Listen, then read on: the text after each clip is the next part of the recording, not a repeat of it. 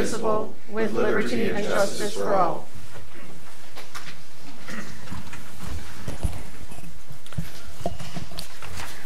Okay, well, welcome everyone to our budget study session on April the 12th. Just a few housekeeping things. As the city manager has already met with every single department and they've talked about the budget, hashed it out, it is then forwarded and funneled into the finance department.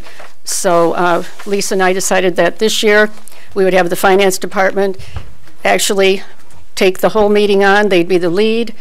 We will meet with different department people as we see the need to. Any questions will be coming from the council people present. Members in the audience, I suggest you get a copy of the agenda. We will not be taking any questions during any presentations. After presentations are done and the council has all their questions answered, then we will open it up to those sitting in the audience. Thank you. Now, okay, the roll call. Yep.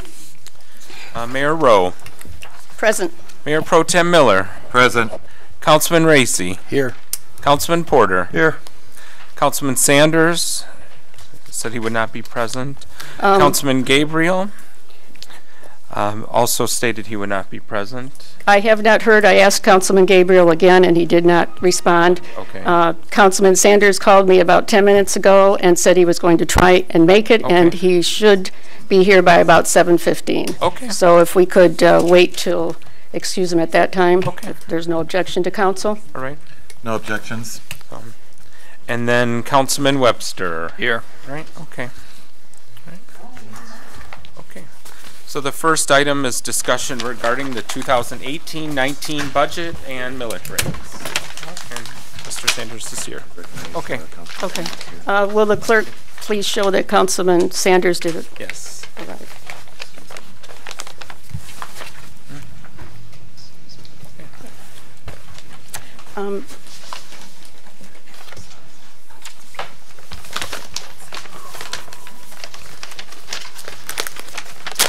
The white envelope is for the meeting on next Tuesday. That says an X. Okay. Yep. Thank you. Carrie was able to complete that today. So, right. Thank you, Carrie. With my pushing. So, yes. So the again, the first item, only item on the study session is the discussion regarding the 2018-19 budget and millage rates. At your places, Katie Sample, the finance director, placed the budget study session in front of you. So. Okay. And are you going to start, Katie or Brian? Okay. All right. Well, thank you very much. So we do have a pretty packed agenda for the evening, and so within your binders behind the red tab, there is a very detailed agenda, and there are times on that agenda. And so because we have so much to talk about, I apologize up front if it comes across as rude, but my job tonight is to keep us on track. And if we get to the time, and we're not done with the conversation, then we're going to put a pin in it till later, because we need to keep moving and get everybody a chance to address either their departments or to get to your questions at the end that may not be on something that's on the agenda. Brian, excuse me. Could you please introduce the young lady? So with me is Ann Ball. She is your new day-to-day accounting consultant. As you may know, Laura Knapp recently had a baby, and so she will be out till October. But Ann is certainly more than capable of filling in between now and then, and perhaps longer. So back to the ground rules. So I've been doing this with several other communities this budget season, and it's worked really well. We keep on track, we keep moving. But ground rule number one is respect everyone involved in the process. So goes without saying, but we're going to say it anyway. There's a lot of information, there's a lot of numbers that are going to come flying at you, and this information is the result of a lot of hard work from the people that work here, from us, your city manager, your department heads. Everybody comes together, and yourselves too. We've all participated in one-on-one budget meetings up front. So There may be differences of opinion, but we will be very respectful of everyone involved in the process. I do not know, I will get back to you, is an acceptable answer in this format. There's so much information, it is very possible off the top of our heads, we won't know an answer. And we'll have to do the research and get back to you, and we will do that. I mentioned to put a pin in it.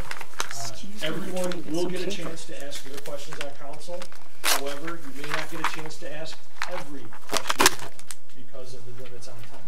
But everyone will have a chance to participate. Tonight's discussion is for the 2019 proposed budget. There are many other issues that the city is dealing with, that you're all dealing with, and have been dealing with, and will be dealing with in the near future. However, if it does not directly impact the 2019 budget that will be presented to you next week, then we're going to have to put a pin in it for later, because we don't have time to go off track and deviate from the discussion on the budget. Directors, once their section is over, they're free to leave. We don't need to keep everyone all night. Last one's not on here. I personally would rather be approximately right than exactly wrong. So you might ask me a question, I say a couple $100,000. That's a reasonably correct answer. I'd rather tell you it's a couple $100,000 than say it's 200,000, 220,000, 57 cents, and if you come back and tell me that I'm wrong later. We won't be throwing out ballpark figures because a lot of these things are estimates. All right, keeping it moving.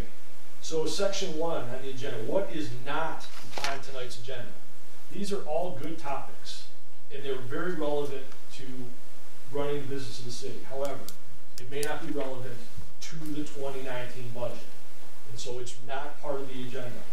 Any discussion about going to the regional library? It is a great idea, very worthy of discussion at another time. The budget does not include any outsourcing of departments, and so not really a topic for discussion. The merger of the court with Westland, so there's a lot of things that have to happen in order for that to occur outside of your control, outside of your budgetary control. Anything related to changing the frequency of rubbish pickup, changing bulk pickup, anything about curbside recycling, good topic, but again, you just signed a contract, the budget reflects the new contract, these other things are not going to be included in what is proposed to you next week. The Parks Foundation is not included in your budget. The idea of healthcare stipends for active employees, contractually prohibited at this time. You have current contracts in place, that is not an option. It's not worth discussing for this. The sale of city properties, there are no property sales currently in the budget because we don't have any offers pending. Are those properties still for sale? Of course they are. But because we don't have a purchase agreement or purchase offer on the table, not part of the budget, not part of tonight. There are no new millages included in the budget, and so there may be some at a later date, but as of now, not a topic of conversation. Keeping it moving, some of the things that we've talked about a lot that are not part of the budget. Sale of the rec center. It wasn't in there last year, it's not in here now. Is it for sale? Yes, ma'am. Excuse me, if everyone could please make sure their phones are on vibrate and off of the council table, I would really appreciate it. Thank you.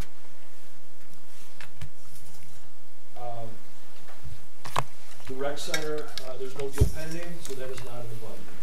Sale of other city properties, I mentioned that again, not in the budget. There's been talk about hiring 4 additional police officers, and I believe the council has supported the idea, at least in one-on-one conversations, has not taken formal action yet, but because there hasn't been a person identified to hire, not in the budget. If people are identified, I believe that idea has support. It will be brought as an amendment when those people are available to be discussed for hire. Cross-training of police and fire. There are contract issues that need to be addressed first before that can be a topic of conversation. Healthcare stipends for retirees. So this is a very timely issue. Long story short, there has been a breakthrough in that lawsuit. However, there are still additional hurdles that need to be jumped over. There still has to be additional discussion about if you're going to move to a stipend? How much? When does it go into effect? That is a longer conversation than we have time for this evening. Until we have the word go do it. Until that time, we're going to stick with the existing situation of paying for retiree health care premiums. Anything else would be in a future amendment.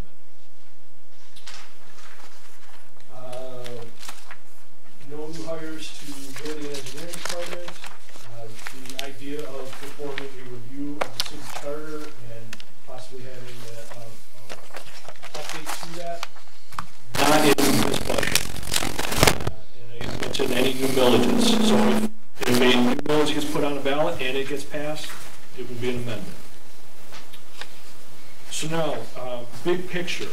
So this is an update of the schedule that we talked about in your one-on-one meetings. In general fund, if you compare 2018's budget to 2019, revenue in the general fund is about $1.5 million less in 19 than in 18. That's due to the fire truck being sold. It's due to the street lighting grant, due to some other grants, due to moving youth assistance into its own fund. On the expenditure side, the 19 budget is $700,000 less than 18, and that is due primarily to grants, less grants, plus the additional costs of benefits, both pension primarily and health care for actives. The increase to health care is about 4%. The increase to MERS, the pension contributions overall, $783,000 in total. For 2018, right now, we are projecting where you'll be at June 30, and we are projecting right now the general fund will lose $400,000 to $500,000, which is really a minor miracle that you've been able to stay that tight, given that last year you had $1.1 million come in from the now empty OPEB trust. So you've done a really great job of sticking as close to break even as you have. So in 2019, right now, the proposed budget says that you're going to lose $1.8 million. Now, that's probably closer to $1 million. As we've discussed before, we know you're not going to spend 100% of your budget. You always come in somewhere between 2 and 6%. So 3% is about $540,000. I think you've done better than 3% the last several years. So my guess is that it would come in closer to about $1 million. But at the same time, why do we budget to lose 1.8? Because you have to give your department heads the authority to spend money if they need it. You hope that they will not wait until June 20. Okay, I got 10 days left. I got 100 grand to spend. Let's go shopping. They don't do that. You don't want them to do that. But you still have to give them the authority in case, oh my God, something broke.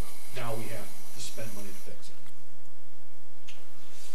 So ending fund balance at June 30, 19, the budget will say that you'll end up with about $600,000. So you will be in the black. However, I think you'll do better than that. And so with that additional $600,000, $700,000, $800,000, you should finish somewhere in the neighborhood of $1 to $1.3 million in the black. A far cry from what we thought it was going to be a year ago. That really is a compliment to you, to management, to all the department heads, and to every employee that works here. Everybody has pitched in to make that happen. Now, $1.3 million is a lot of money to any one individual, but to a city with an $18 million budget, it's not. And so we still need, and we'll talk about it a lot, but we still need to make tough decisions, stay right on top of spending, and try to turn it around. Last time I spoke in front of you, I compared it to a cruise ship. That it takes a long time for a cruise ship to turn. It turns very slowly. You're turning it, but you haven't turned it yet. You're in process. You're not where you need to be. Okay, that's it for big picture, and that's it for me for now. I'm going to turn it over to Katie, and at this time we'll invite any of the department heads other than police, fire, or DPW that would like to come up and address their share of the budget.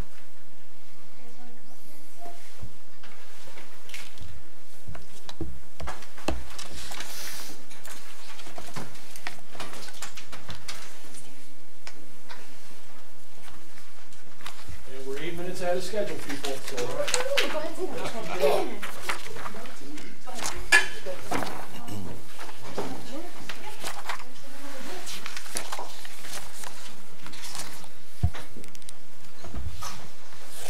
First department is City Council, and there wasn't any significant changes in the budget. Does council have any comments on the budget they want to make? Not at this time. Thank you. Next is cable. We have new council chamber equipment in the budget that is going to be paid with restricted peg fees, that we have a 32,000 fund balance. Where is?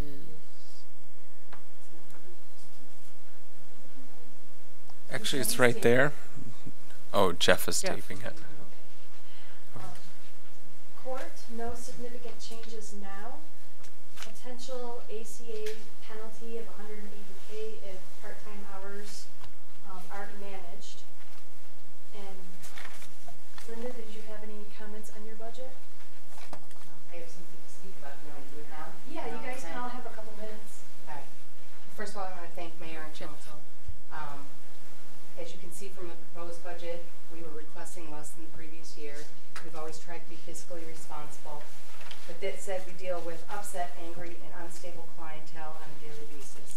Should one of these persons wish to lash out, our staff would be the first line of fire. Just turn on the news. To be proactive for security of the court staff and general public, we're requesting that our court security officer be made full-time. I apologize for not asking earlier when the budget was first proposed, but we recently had an incident that we had a gentleman try to enter the court building with a knife, and our security staff and police worked diligently to detain the individual. Excuse me, Linda. The budget that she referred to, that is under the orange tab, I'm assuming? Yes. Okay, Yeah, so. all of the line item detail is under the orange tab. Okay, so you want to turn there, and then the district court is Department 136, correct? And 137 Right. grant funded. Right. Okay. In September of 2016, our court officer left.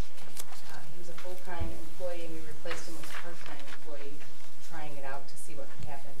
The challenge with the current personnel, the way it is we only have one court officer or security officer on Mondays and Fridays. So if Judge Mack has docket, one of the staff must man security station or go into the courtroom.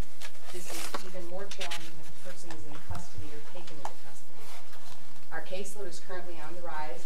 It's up 7.55% from over 2016, and over the last 2 years, it's 35.57 since 2015. In an effort to reduce the number of persons entering the building and for ease of the general public, we implemented online ticket mediation, but with rising caseload, we continue to have more persons entering the courthouse. I've estimated that it would be an additional $55,000 in the court's budget to make the court security officer full-time. This would be an increase of 7.68 over the 17-18 budget. The court continues to look for cost-saving measures. We changed bank accounts when our current bank changed their fees, increasing to about $200 to $400 per month. With our new accounting system, the new bank, it's going to be under $100 a month, and we added some fraud protection measures. Our current revenue for 2017-18 is expected to be increased over the 16-17, and as the caseload increases, so will revenue. Even though the court's budget cannot be dependent on the revenue, our estimated revenue will be more than cover the expenses of the court. And thank you for listening. Okay. Gentlemen, do you have any questions? Quick question. What is the dollar amount of the revenue that you are generating? That's in the report budget. So it looks like 17-18, it says here it's just under $600,000 with projected activity for 17-18 at just over 700,000. So 723. So it's about $100,000 more. It's projected to be 23. It's, It's about 700,000. yeah, about 700,000. Thank you. Next is city manager, and there aren't any significant changes. City clerk, there aren't any significant changes. For elections, there is a budgeted expenditure increase of about 30,000, but that is due to the 2 elections in fiscal year 19. Matt, did you have anything? Well, I usually do just a real quick recap of the clerk's office, and I know that in the past people have enjoyed hearing what the council's been doing. I don't do a fiscal recap because the clerk, our office kind of does things by the year. So, but just real quick, I wanted to go through, in 2017, the council had 34 regular meetings. That resulted in a total of 118 pages of minutes, 374 motions, 8 study sessions, 5 closed meetings. An abstract was done for all of the closed meetings, the regular meetings, except for the study sessions. Also, we continue to do all licenses and permits throughout the city, mechanical, electronic amusement devices, billiard tables, bowling alleys, materials recovery, special events, liquor license transfers, private property vending, zoning permits. We issued 34 zoning permits last year. Used car permits, we were at 7. What happens with used cars is that if it changes hands or a new one established, there's a requirement that they meet the municipality and zoning requirements of the city. They have to get that here. And then we handle lot splits and combinations, and also any zoning verifications. Banks require zoning verifications for mortgages, those kinds of things. On the election side, of course, there were no elections done. We still did have 1 election commission meeting. We did also do a complete conversion of our electronic poll books, brought them up to current programming through the state. QVF continues to be very busy. That's a qualified voter file. We have over 13,000 registered voters. We made contact with 3,120 of those voters either through move, death, name change, challenges, all of those things. We also sent new ID cards to all new voters and maintained the integrity of the data. Last year also we did the codified ordinances, 8. The city council passed 8. I handled the codification, publication of that, and also the distribution to the 58 ordinance books that we have that you all receive, and then I beg you please to insert those pages to keep the books up to date. Also animal licensing, handled 1,458 animal licenses last year at our counter. And then the big one, of course, is birth and death. Last year was 987 birth records were received. I approved, and then 438 death records. So that is, again, quite busy. Also, I maintain the boards and commissions list, which in and of itself could be a part-time job, making sure that all the boards and commissions are filled, and then, of course, keeping track of when they expire and when they don't come to meetings or anything like that. Then I address that. We still provide notary services. I was the only notary in the office, but Kathy did receive her notary certification this year to help lighten my load a little. Also special assessments, which of course the next meeting we have. That's quite a big task because it is the coordination of a lot of moving parts, including notification to each of those people. I prepared a letter, send a letter to each person that receives a special assessment, and then we, in the end, place on the tax roll. It's a big process. Finance helps also, and but it does amount to a significant amount of tax money. You know, between 75,000, 90,000 last year. It'll be about 75,000 this year that can be added to the taxes. Of course, opened and read aloud 14 bid packages last year, 6 site plans. Planning Commission met 7 times. I also maintained my AICP certificate by attending 1 conference and getting 24 hours towards my CEUs, continuing education units. Zoning Board of Appeals had 4 meetings. And then public notices, I published 67 notices in the Wayne Westland Observer last year and handled 6 meetings for the Historical Commission. So that's myself and 2 part-time employees. So. Okay. Any questions? I got a question. Yes. I had a resident ask me a couple weeks ago about this. Is there a way that we can, on our website, be able to offer the licensings for animals, where they could register them and send you the information that you need, and then be able to mail them out their stuff? I don't know. I mean, we could look into that. Okay. So they currently print off the license application, and then they drop it off in the mailbox, and we mail it back to them. Is how we handle it, without if they can't make it here during open hours. I just didn't know if there was a way to do it on the website. Don't know. I was asked about that, and I thought it was a good idea. Okay. Thanks.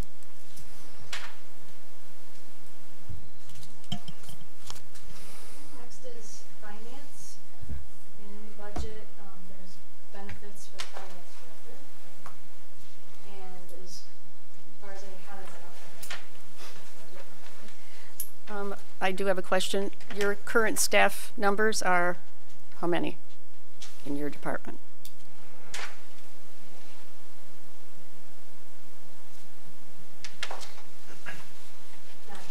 So you have yourself full-time and 8 part-time then? Or Full-time, 2? Okay. and then we have 4 contractors. 4 contractors. Okay, that gives you 6. And then 3 part-timers? I didn't count them. Oh. Okay, so 2 full-time and 4 contractors? And that's it? Start Sorry. at the top. Yeah. Okay, 2 So, full-time. 2 full-time. Including you? Yeah, 4 contractors. And then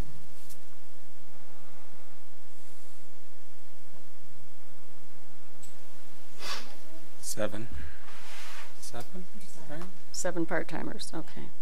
And all part-time people can only work 28 hours. All right.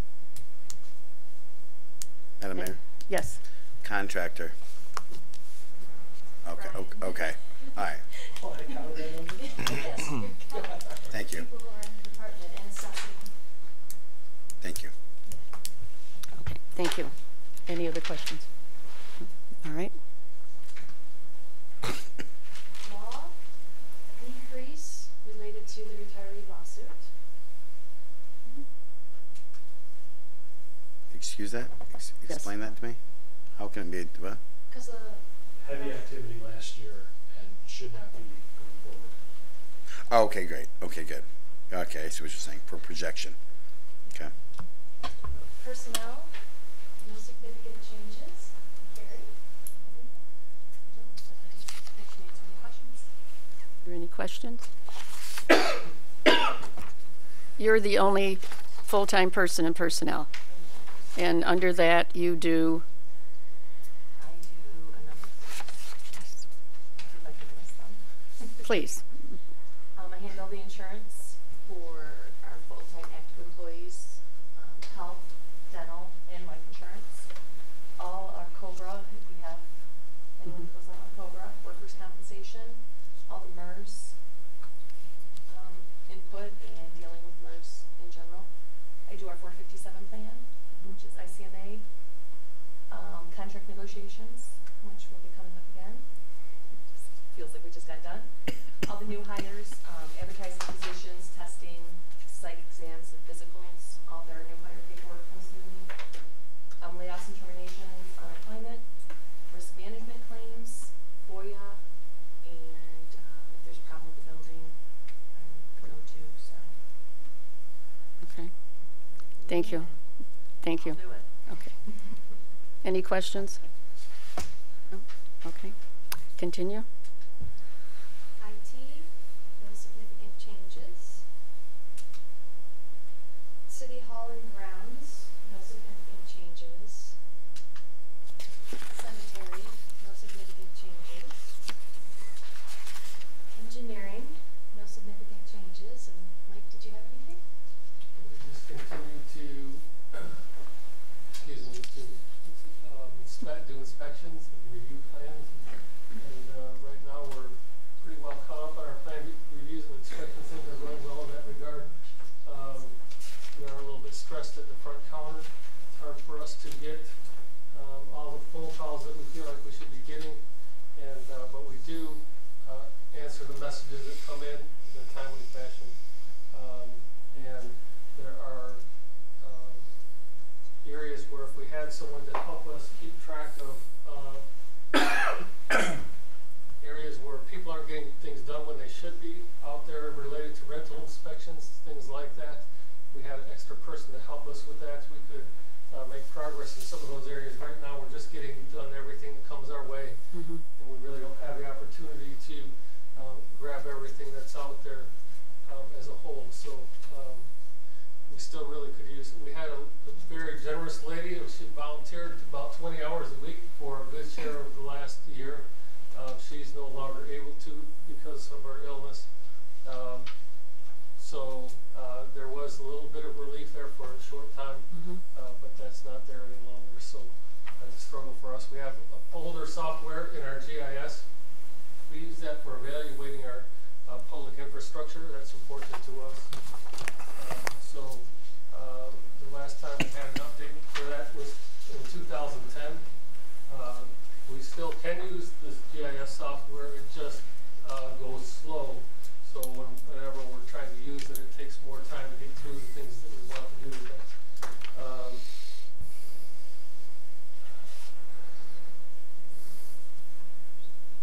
Other than that, things are roughly similar to last year. I think that's all I have. Okay. And your staff level is 1 full-time, which is yourself? Full-time person, and then we have 11 part-time people. And they all work 28 hours or under, correct? 28 or less, yes. Okay, all right. Mayor, may I ask Yes. a question? I was curious, how much revenue have you been able to generate through inspections? Have they increased from the previous year? Or are they about the same? I could look here. Give me a second.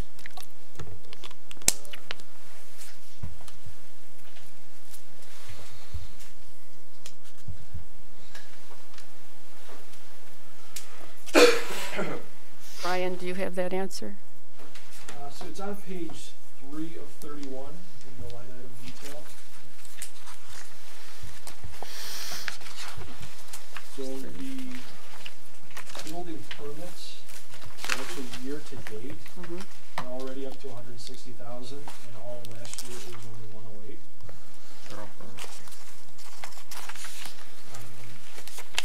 So Brian, if I'm looking just at the rental there, I'm seeing the 2017, 2018 activity at 136,000. Actually, we budgeted in 17, 18, 100,000. With our increased fees, we're proposing 120,000, so we're expecting an extra 20,000 through that program. That's just the general flow. The numbers kind of go up and down with the general flow. Thank you. I have one question, please. With the Ford Motor Company, have they submitted any plans yet, engineering plans? I continue to do my best to approach them or to try and get some help approaching them. And they still talk about, I think 4 weeks ago they said you'll receive plans 4 to 6 weeks from that time. Still nothing. But they had given us that same information back in October of last year. And about every other month it's the same story. So I'm having difficulty there with Ford. Okay. All right. We'll see if we can help you there. And then with anticipation of the, the brownfield development and that going on, any of the streets, sidewalk work, that's going to increase your workload throughout the summer months, correct? Certainly we have an increased workload in the summer for those projects. All right. Do you see any need to be doing any additional part-time hiring? I'm sorry. Yeah. It's not funny. Yes, I mean, if we had opportunity, sure we would. Okay. We definitely could use anybody that was available. Okay. All right. And you should be home in bed. You still don't sound any better. No, I'm sorry you have to be here because you've been fighting the flu, so I appreciate it. It's good to be here. Okay, all right then. Any other questions? Yes. I got a question. You kind of answered a little bit. Currently, you have just one ordinance officer. Yes, that's true. Okay. And I don't know if it's possible. I've had somebody before that had approached me. Are you able to use volunteers in helping you in any, like in something like that, where they could get trained and a retiree that would like to do something? Or is that something that's possible? Or I know that that's one of the biggest complaints I hear from people is that we need more ordinance violations addressed. I can consult with the city manager on that and get back with you, or city manager. I don't see a problem with that. We've used volunteers for in-house or the inter-office workings, and that's worked out well. Our ordinance officer seems to feel like he has a pretty good handle on what's going on in the city. We have a challenge with people doing move-outs, and as much as you want to stay on top of everything in the city, if somebody throws a bunch of stuff out at the curb, you have to wait till like the garbage collection day, right? If they called it in, you have to give them that time, and if they don't, then you pursue them after that, and that takes some more time. So it looks like sometimes it looks like it should be cleaner in the city, but we've got to get these people when they're moving out to do a better job of having pickups, timely pickups, and that would do a lot to help things out. So yes, but if a volunteer perhaps, certainly willing to consider that idea. I actually saw a house on, I think it was Richard Street last week, that had things all over the place, not in bags and just scattered all over the place, and it's definitely an issue. The other thing, are they just waiting for people to call stuff in still, or if they see something, are they dealing with ordinance violations as they come along? Our ordinance officer is out there, and he, if I say, do you know about this, he'll say, yep, and he'll give me a story about it. He seems to know all that's going on in the city pretty well. So we're being proactive more than as reactive. I mean, it's kind of both, or where would you say we're at? I'd say we're in between proactive and reactive. We can't always be proactive, but there are times when we have that opportunity. So he is looking that way. Okay, absolutely. Great. Thank you. Earl, Yes. may I ask and suggest is with these move-outs that it seems to indicate that they are not calling up Republic and letting them know of a need of a special pickup or what have you. Is it possible for us to have a communication with the Republic that as they do go down these routes, that they identify these and be able to help particularly maybe forward that information to you so that we can kind of eliminate some of that lapse time? Is that the... Yeah, I think we discussed that before. I can talk with Ed about that Okay. a little bit later, but that's an idea also. Maybe you could open up that door of communication there. Also, I would add to that a lot of times these move-outs are done because of evictions. And if they're being evicted, all they need to do is, after a certain amount of days, is the bailiff will come in and clear it out and puts it out on the street, on the berm. That's what is allowable under the law. So you would think the landlord would at least call and let us know that it's coming in. Maybe that's a way we could notify when landlords are coming in for the rental inspections. Just hand them a slip that says, if you are going to have to do any eviction processing, if you could please contact this number, when any, court-ordered evictions are taking place, so that ahead of time, Republic would know that we've got the, we need to be out there collecting the trash. Madam Mayor. Yes. Mr. Biden, what's the projected revenue from the retooling of the Ford Motor Company? Like, what is it typically when I know they haven't done it in a long time, but they're going to be shutting down April and laying off in May until October. So, and I would assume that's when the time frame in which they're going to do it. What's the uptick in the amount of revenue that you're going to see from those plans and those inspections? That's very difficult to determine. When they built the plants in the more recent future, they built them so they could retool them much easier. So the structural changes aren't as much. So I'm not sure what those are going to look like, and we haven't had not even any preliminary plans to look at yet. Okay. And Madam Mayor, when we talk to the DPW, it's not tonight, I would like to recommend that we, if it's possible, if it's legal for us to look into charging rental owners for their bulk pickup. I know it's free for residents. We need to recoup some of that cost. Okay.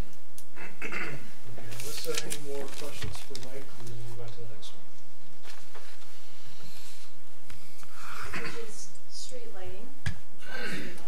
The expenditures were less than 2017. We're not recognizing the full potential impact of the LED changeover, so we should see more savings. Madam Mayor? Yes. Ms. Samples, we weren't supposed to see the realization of those, most of those savings in the first year anyways, correct? Yeah. Okay, good. Any- yeah. We propose no change to the assessment now, and we'll wait until December 31st to see the impact. I don't have anything to add unless anybody has any questions regarding that.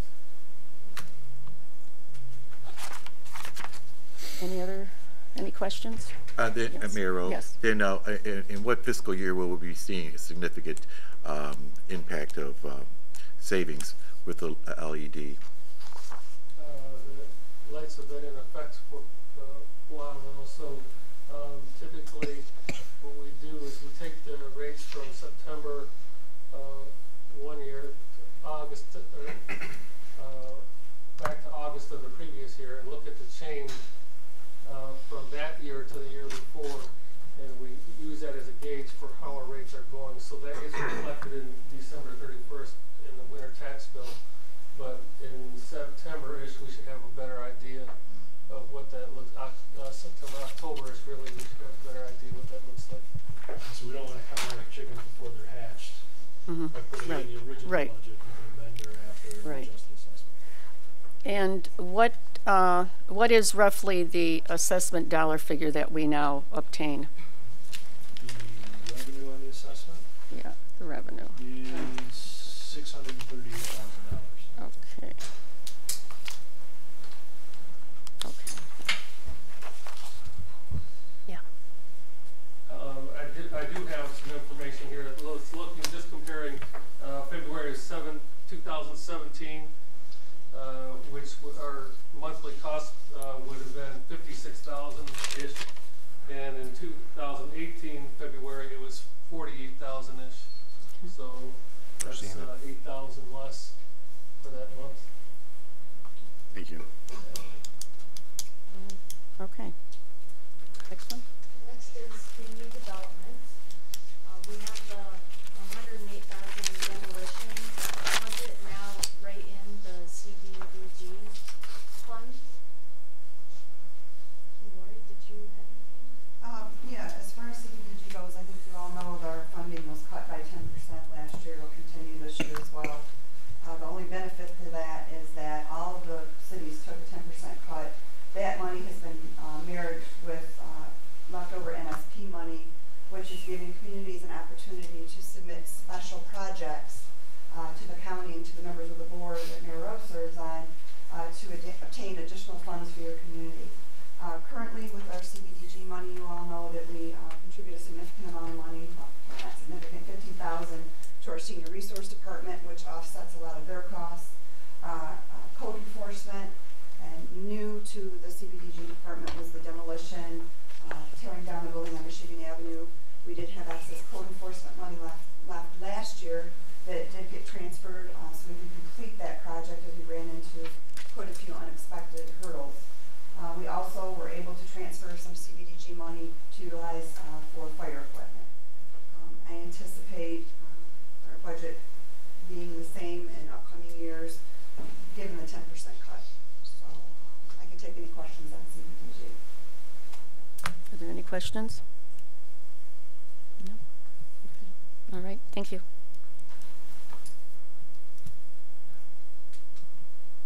So retirees, for healthcare, we've been budgeting for a 4% increase. And for pension, $519,000 increase. So I mentioned earlier it was 783,000 in total. Mm-hmm. Of that, 519 was directly for the retiree contribution. Okay. Any questions? No? Okay. Debt service, there isn't any new debt. That's good. Parks, there was no significant changes. Senior services, there were no significant changes. I got a question. If I can go back to parks, I just thought, one of the things I've had some residents ask me about, there's some structures that need work and stuff. Is there a way that residents working with the DPW could help to try to repair things? Like, I know, for example, the play structure at Atwood Park is a wood structure, and I understand that there's like a builder that's interested in helping possibly. Is there a way that residents can help with fixing some of those things in the parks that, you know, in bringing extra help where there's no money, you know? Can we save that until we get to DPW? So that can be added. Okay, I just thought I'd ask because it was parks. Okay. Senior services, no significant changes. For youth services, they are going to be under a youth fund now, under 277 instead of under the general fund. And then lastly, library. There was no significant changes. Did you have Step on your mind. Nothing new to add, but I'm happy to answer questions. Okay. Do we have any questions?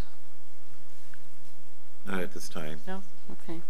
Do you have anything that you'd like to say on the library?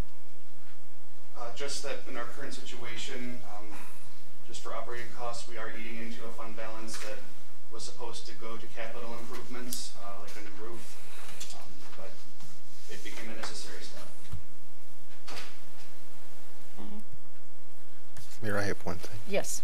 It's kind of more of a comment to go back to your staff. I saw one of your staff members' husbands out there yesterday cleaning up and really appreciated him doing that stuff. And that kind of stuff makes a difference when whatever type of volunteer help to fix up stuff around there, it does make a difference. And I did also notice the wall getting fixed, and that makes a big difference too. So thank you. And then DDA, which the change in that is that they did have half of the Ford payment added into the facility budget. I do, yes. We had a DDA meeting last night, actually. It was probably one of the best meetings we've had in a while in regards to one of our newer DDA board members, Matthew Moore, who is actually in the audience tonight, has kind of remained silent at some of our meetings and really learned and listened. And he challenged the board last night to come to the next meeting with a list of priorities and ideas and things they'd like to do. And while Matt works in local government, he knows what we're dealing with from a financial standpoint. So fortunately, he gets the idea that we need to talk about these things, but with the revenue the way it is currently with the DDA, with our capture, a lot of things are not going to be possible. So we will end up having to look at different funding mechanisms in the future, perhaps to cover the Ford motor payment, as well as doing, White Jenkins brought up last night, parking lot improvements. Is there an opportunity for us to look at parking lot improvements? I know in some of your budget study sessions you had talked about the mills that are levied within the DDA, so perhaps that's something, after the DDA comes up with a comprehensive list of items that they're interested in, that we can come back to you and look at other options. Obviously, the revenue itself, the tax capture, is going to increase with the Metro Storage project coming in, the brand new Taco Bell, the Saints Incorporated on the Frank site, that's brand new tax revenue. And then, of course, with Planet Fitness coming in, that's going to increase the taxable value on that property there as well. The DDA has created a really, really wonderful and something I'm very proud of that Mayor Rowe challenged me to when she first sat down with me when I was hired, and that was to create a working relationship with Main Street. We have a wonderful Main Street director now. Maxwell is extremely talented, very helpful, and that organization is amazing. I have never been prouder of our Main Street organization than I have since Maxwell's taken over. It's really become a outstanding professional organization that supports our downtown. So we're happy as a DDA to provide funding to help offset their costs. An additional goal of perhaps creating some new revenue within the DDA through other options would be that the money would be allocated specifically for improvements in our downtown, whether it's a parking lot or the money allocated for facade improvements specifically. We currently don't have any money in our budget for facade improvement. And just briefly, for example, the GI Army surplus. If we were able to give him $10,000 towards his $20 investment, half of his money back, that would go a long way in getting a lot of these storefronts redone in our downtown. So I think that I'm going to end it right there with DDA. And actually I have one more item. Just so you all know, I want to make you aware, there's some new legislation that is out that is going to require very, very strict reporting guidelines. I believe it's Act 381 of DDAs, of all TIFs, so all taxing increment finance authorities, brownfield, or DDA, LDFA, TIFA. Right now, we get audited. We all get audited. We all have our annual reports. Moving forward, the transparency of all DDAs is going to be out in front of everybody, and the whole entire Downtown Association really supported this bill. We are going to have our budget, our audit, our contracts with other, say our Highland Landscape contract will be online. It's going to be a tremendous amount of work, but as all the DDA directors said, it's welcome work because people really don't understand what DDAs do, what they spend their money on, and where the money goes. So that's going to be a whole lot of work coming up in the next year, and you're going to see very soon some new pages being built on the DDA. With that, I can take any questions. Any questions? No? Okay. Katie? That's all for the department recaps. Okay. If we don't have any other questions for the people at the table. I have one question. Yes. Sorry. It's a finance question, and I've asked this question, but have never heard an answer to it. Is there a way that we can use an American Express card to pay for some of our services that we go out and get, like the light bill or whatever? You pay for that and you get points back, and we're able to buy computer equipment or other things with the points. I know Garden City does it. I've mentioned it before, but we've never moved on that. Is something we can look into and try to see if that's a possibility? I know, like I said, Garden City's doing it, and they're getting quite a bit of points and being able to buy things that they would normally not be able to have in their budget. I submitted a question on your website. I can, between the mayor and I, we could probably, I know she knows some people, I know some people that could probably help. Yeah, if you can connect me with them. Yeah. Yes, okay. Brian, if you could find out the logistics of that, that would be great. Check with some of the other cities that Plant Moran does business with.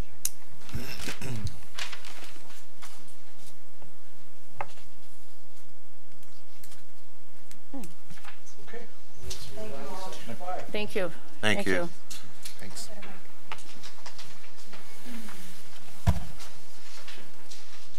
We're right on time, 7:55. Yes. Revenues for property tax. There's a slight modification in the millages for pension, day 359. It comes to about 2,500 difference. Small difference. Okay, is that on any of these sheets in here or not? You won't be able to see it. No, okay. The pension millage, it's so small, but Okay. there was a real slight change that we were able to make that for some reason it slipped through the cracks and we weren't levying as much as we could. But at the same time, with Public Act 359, that's capped at $50,000. That's the community promotions millage. Okay. So as your taxable value goes up, we have to knock the Knock it millage down. down. So we can't take any more for it. Right. So the net of these two changes is a full $20,000. Okay. And then less than a 1% increase to taxable value, but chargebacks have improved. could you explain chargebacks? So that's where, when you have delinquent real property, at the end of the tax season, the city settles with Wayne County. And Wayne County will reimburse you for your delinquent real property. However, if they aren't able to collect it, they come back and charge you back for what they gave you in the first place. So for many years, once the real estate bubble collapsed, Wayne was losing close to $1 million a year, having to pay back Wayne County for delinquents that they couldn't collect. And last year, actually, it's now flipped, where we actually got money back because the settlements are outpacing the delinquents that they can't capture, they can't collect back. Okay. So you get an increase in property tax revenue, even though you didn't have an increase in your millage. Any questions? Okay. Okay, and then for state sources of revenue, for the state shared revenue, it would be $2 million for the state of Michigan, which is less than 1% increase. This is less than 2017 because of 2017's seventh receipt catch-up. Remember, there was an error years and years ago where you got off schedule and were recording 6 payments, but it was the wrong 6 payments. And so in 2017, we caught you up and got you on the right schedule again, which resulted in recording a 7th extra payment for the year. So even though we're getting more now than we're supposed to, if you look at the detail on that line, we're getting less than we got in 2017. Madam Mayor. Yes. Ms. Samples, what is the percent of increase in taxable value in other cities around us? Well, overall, your taxable value can only go up by the lesser of 5% Or inflation, right? So at most, everybody's only getting inflation. Right. I understand that. I guess I asked the question more so is what is, I guess I should have asked this question this time. I apologize. Could you talk into the microphone? Yeah. Because we are being recorded. What is the, are the property values, I know the taxable value, but are the property values going up at this point, you know, in concert with other cities around us? I couldn't tell you what the real estate market's doing, All right. city to city. All right. According to some information that I did have at, I believe it was a meeting downtown that I went to, Wayne is still behind in the amount of our taxable values of properties compared to some of our surrounding cities. Thank you.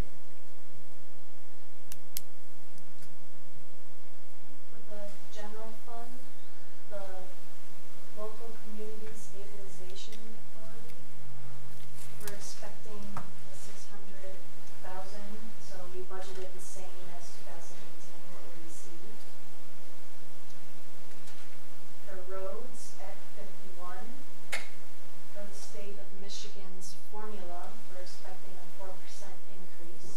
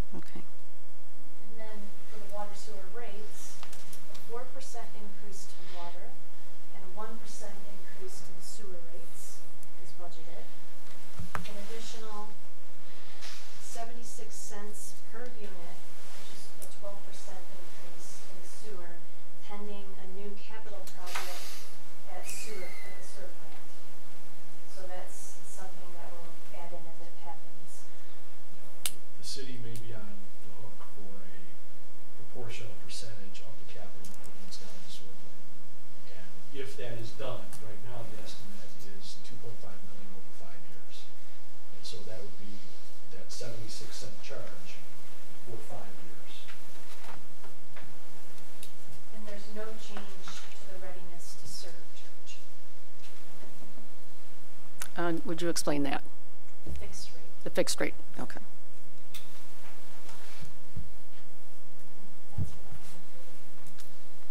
So any questions on and those are the major revenue sources. And so we focus on those because it's the vast majority of what you get. Any questions on the smaller revenue sources? And we can, if anyone is still in the department interested, we can bring it back. It pertains to the Arrow, Yes. I am curious about something. It's about the LED lighting. With that assessment and the future incurring of savings, how will that change that assessment? Will that money be further reinvested in the lighting in the city, or what's going to happen with that? I'd like to take that one if I could. Sure. Mayor, members of council, when the street lighting was passed for the 5 years, it was said that we would only bill the residents the cost of the street lights. So if that goes up, cost would have to go up. If the cost came down, then the cost to the residents would go down. Through that pattern of looking at every September to the previous August and comparing it to the year before. So if we see that in October, if we see that the cost has come down for street lighting, then that will be reflected in the winter January with the lower street lighting assessment to our residents. Well, that is good news. That's good news for the homeowners. Thank you, Mr. Brighton. I've got a question for Mike. Yes. What year of that are we in right now? Do you know? Close to our last 2019. I was thinking we were close. Okay. Thank you. Madam Stipple? Yes. Ms. Samples, a 1% increase in taxable value, how much money does that mean for the city's budget?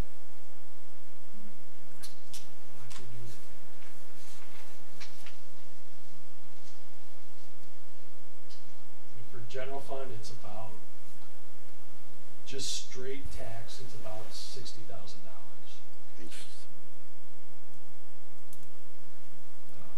Not a lot. Which goes up more with the flip in the chargebacks. Right. And Mayor, Yes. maybe if I could just add to Yes. Mr. Racy's question.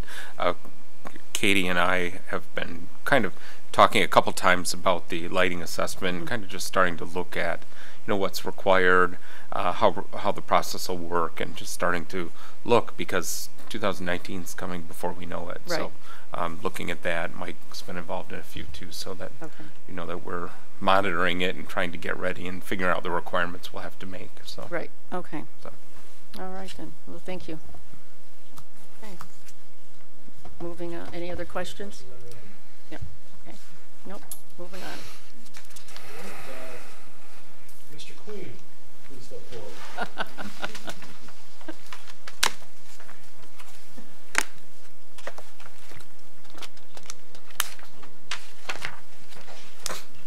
Good evening, Mayor, members of council. Good evening.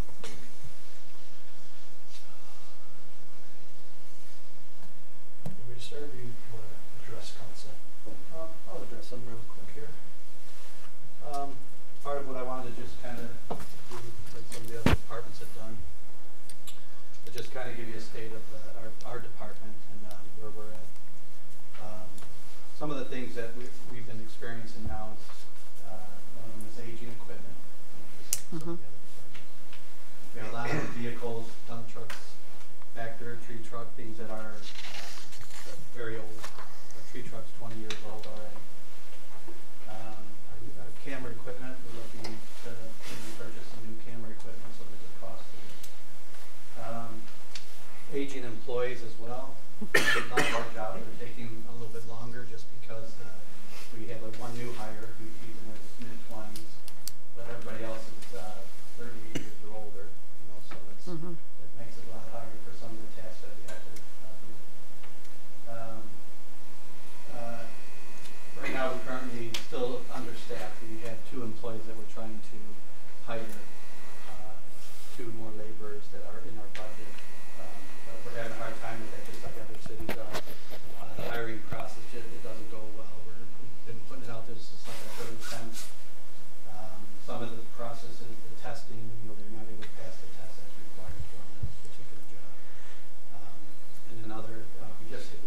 hired a second guy, but we had to let him go because we had some issues already early on. So in his 6-month probation, to be that's the time that you want to kind of get rid of him. Some of the things that were over the years, we've changed the operation and how we've done our operations, and so more than 10 years ago, we actually had 50% of the staffing we used to have, and so a lot of our operations, snow removal being one of them, we've had to change how we do it, how many employees we bring in. Currently, right now, our staffing levels, I have, including myself, 11, 12, 13, 14 people. So that's myself and 2 foremen. And I have 7 equipment operators and then 4 laborers. And then 4 part-timers as well. 3 of them being the guys that, one of them's a part-time mechanic.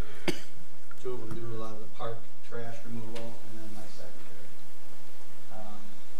And so that being said, I mean, when you look at the numbers as well for the laborers, I have 11 laborers for the daytime operations. In the evening, one of those laborers is a crew leader, so he becomes part of management, kind of. He's kind of on the fence. He gets some extra money to do that, but it's to help kind of cover the on-call system that we currently have, so that we can call in the individuals, and then we have a supervisor on staff. So he acts as a crew leader. So during the evening, that lessens 1 more employee right there. But with those numbers being said, when you look at that, you got 10 individuals, okay, all of them being vested, they're all past their 10 years, up into 12 years. And with some of that being said, you know, you have, whether it's vacation time, sick time, you know, we only allow up to 3 people off right now for vacations, which is 25% of our workforce. And so if anybody calls in sick, on top of those 3 that you just allowed off, now there's half of your workforce, and so it delays a lot of the operations that we're able to accomplish during the daytime. So it's a management part of it. That's what our jobs are, is to manage and to kind of see, okay, how can we best use our employees and what's going to get done today. So I just wanted to throw that at you just to keep that in mind, because we could actually use an additional 6 to 8 employees on top of the 2 that we're currently short right now. For some of that, our work is piling up. We're making lists of things that need to be done. One of those being, which is going to be taken care of, it's a joint venture with the Building and Engineering DPW, which is the sidewalk project. Those lists were created by us that, you know, we had from 2009 lists of people wanting, you know, their sidewalks, so we would do temporary repairs. So that, I'm glad that's getting taken care of. It's going to get us caught up on that list. We're already generating new, you know, sidewalk repairs, and we don't want to add those to the existing, you know, what we have already, what we've been out for the contract. With that said, too, as well, we have the slip lining project, which is another joint venture with Building and Engineering DPW. Because there's always a lot of field work that's involved with that, as well as us maybe checking up on the contractors, making sure that they're doing, that they're not, because we take pride in the sanitary sewer system as well, and the cleaning and the televising of that that's required and mandated by the state that we do currently. So with that said, you know, our work lists are growing to try to offset some of that because of the funding, funds that we do have, roads and things like that. We're looking, and we have been looking at this for a while, and so we're already out. My phone was out today counting up trees. Well, we currently have 80 tree removals, and some are pretty large, some are a little bit smaller that we can take care of right away. But out of those 80 tree removals, we're looking to contract that work out right now temporarily to get that burden lifted a little bit for us. That'll help us get caught up a little bit, and then, we might be able to do some tree trimming as well, but we may put that out there in the contract as well. The money's there in the road fund, I believe, to be able to use, just because we don't have the manpower to, I believe, to use up those funds that are there for roads. Anything in the right of way, if we could work on sidewalks, a lot of things get charged to those accounts as well, when we're doing other jobs as well. So we're looking at that right now just as a start. We don't want to get rid of all of our work and not have the employees do those types of jobs. Tree work is a lot harder on our guys just because it is very taxing. It's very difficult. lot of the other jobs that we're doing currently now, we're getting ramped up to do our water main, water main restoration. So we had quite a few more than the average that we usually have per year, which is about 30 per year. I think we're above that this year. So we're looking to do restoration and concrete work and things like that. So that takes a lot of the time. It's a 2 to 3 man crew, and there's only 6 guys on each crew, 6 personnel, I should say, approximately on each crew. 6 being on the water and sewer side of it, and 6 being on the roads and the city property side of it. And they do get intermingled, so everybody knows how to do everything anyway. So if there is somebody off and we have a particular task to do, you go in the other direction and use your manpower where you need it. But then again, something else is getting done. So that's just kind of an overview of what we're experiencing with all of the reductions and cuts and things like that. Just to kind of let you know where we're at currently. Okay. Mr. Queen, if you could just briefly, I think we have time, if you could just go over how you schedule like the various projects because of your manpower and that, the schedule that you've worked out that you were explaining to myself and Mayor Pro Tem Miller about that there's a certain amount of things that need to be done in the parks and then trails, the lights, and if you could go through and sort of, so we have some idea of your overall whole general operation? Yes, just, okay. Give us a brief. Well, so for like water and sewer, for instance, the water and sewer crew, my foreman, which is Rick Lawrence, he'll go ahead and see what needs to be done. So currently right now we're doing some sewer cleaning and televising, which again, because we have the city segmented in areas between Glenwood and Van Born, so you have 5 areas. Well, within those 5 areas, it normally would have taken us with the more manpower we had, 5 to 7 years to get from one end of the city to the other end, and that's televising and cleaning everything. Right now we have, usually it's a 4-man crew on that because we have backyards to do where there's sewer systems in the backyards. And so it takes an extra piece of equipment which is called a rover. You drive it back there and they do the work, hook up all the equipment.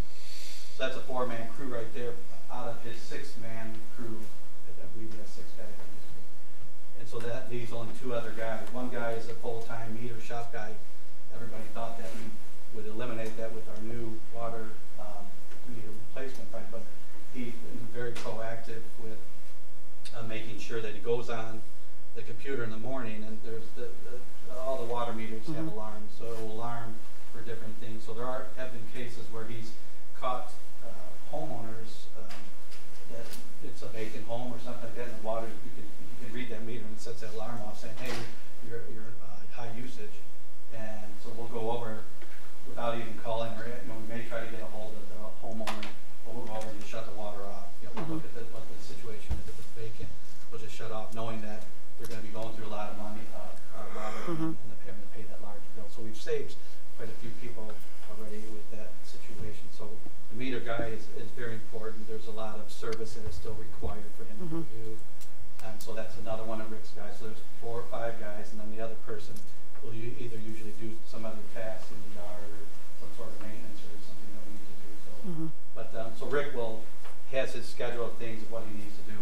He has his list as well. We need to repair any fire hydrants. Do we need to do sewer clean? Do we need to do any valve turning as part of our water operations? Do we need to do any? He's getting ready to do his restoration for water on the water end of it. So he's got a lot of concrete repairs to do. So there go 3 guys out of the 6, and so that shuts down our water. Sometimes it'll shut down the water and sewer end of it. At the same time, Dave Schmidt is my roads and city properties foreman. His tasks amount to anything from road grading to tree trimming, tree cutting, coal patching, catch basin repairs, which is a concrete job that you're repairing the structure, putting it all back together. And so he'll make his job assignments.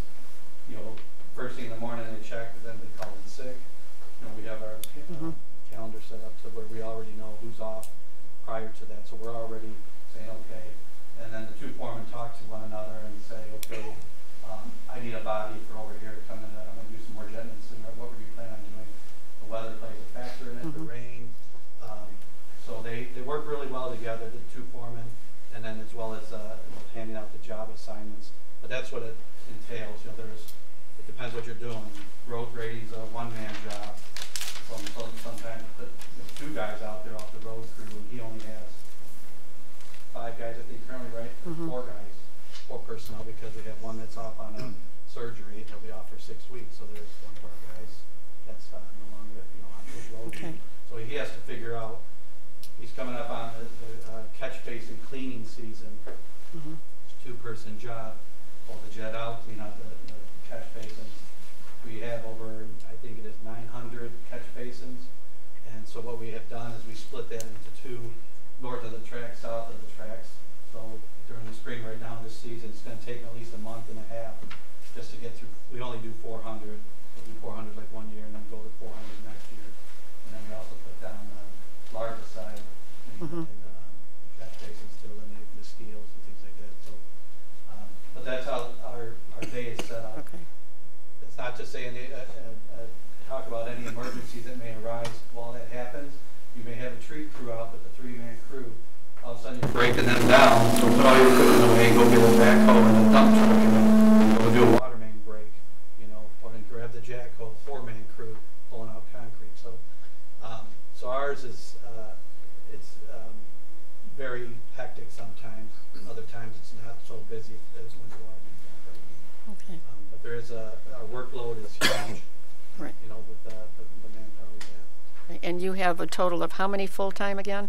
Full-time, I have myself and 2 foremen, and then I have 11 employees that are Okay. full-time. Okay, so that's 14 full-time people. Correct. And And then how- I have the capabilities of 2 more right now that we're testing. We have three candidates that put in for the posting we just had out. Okay, and then your part-time, do you have part-time people as well?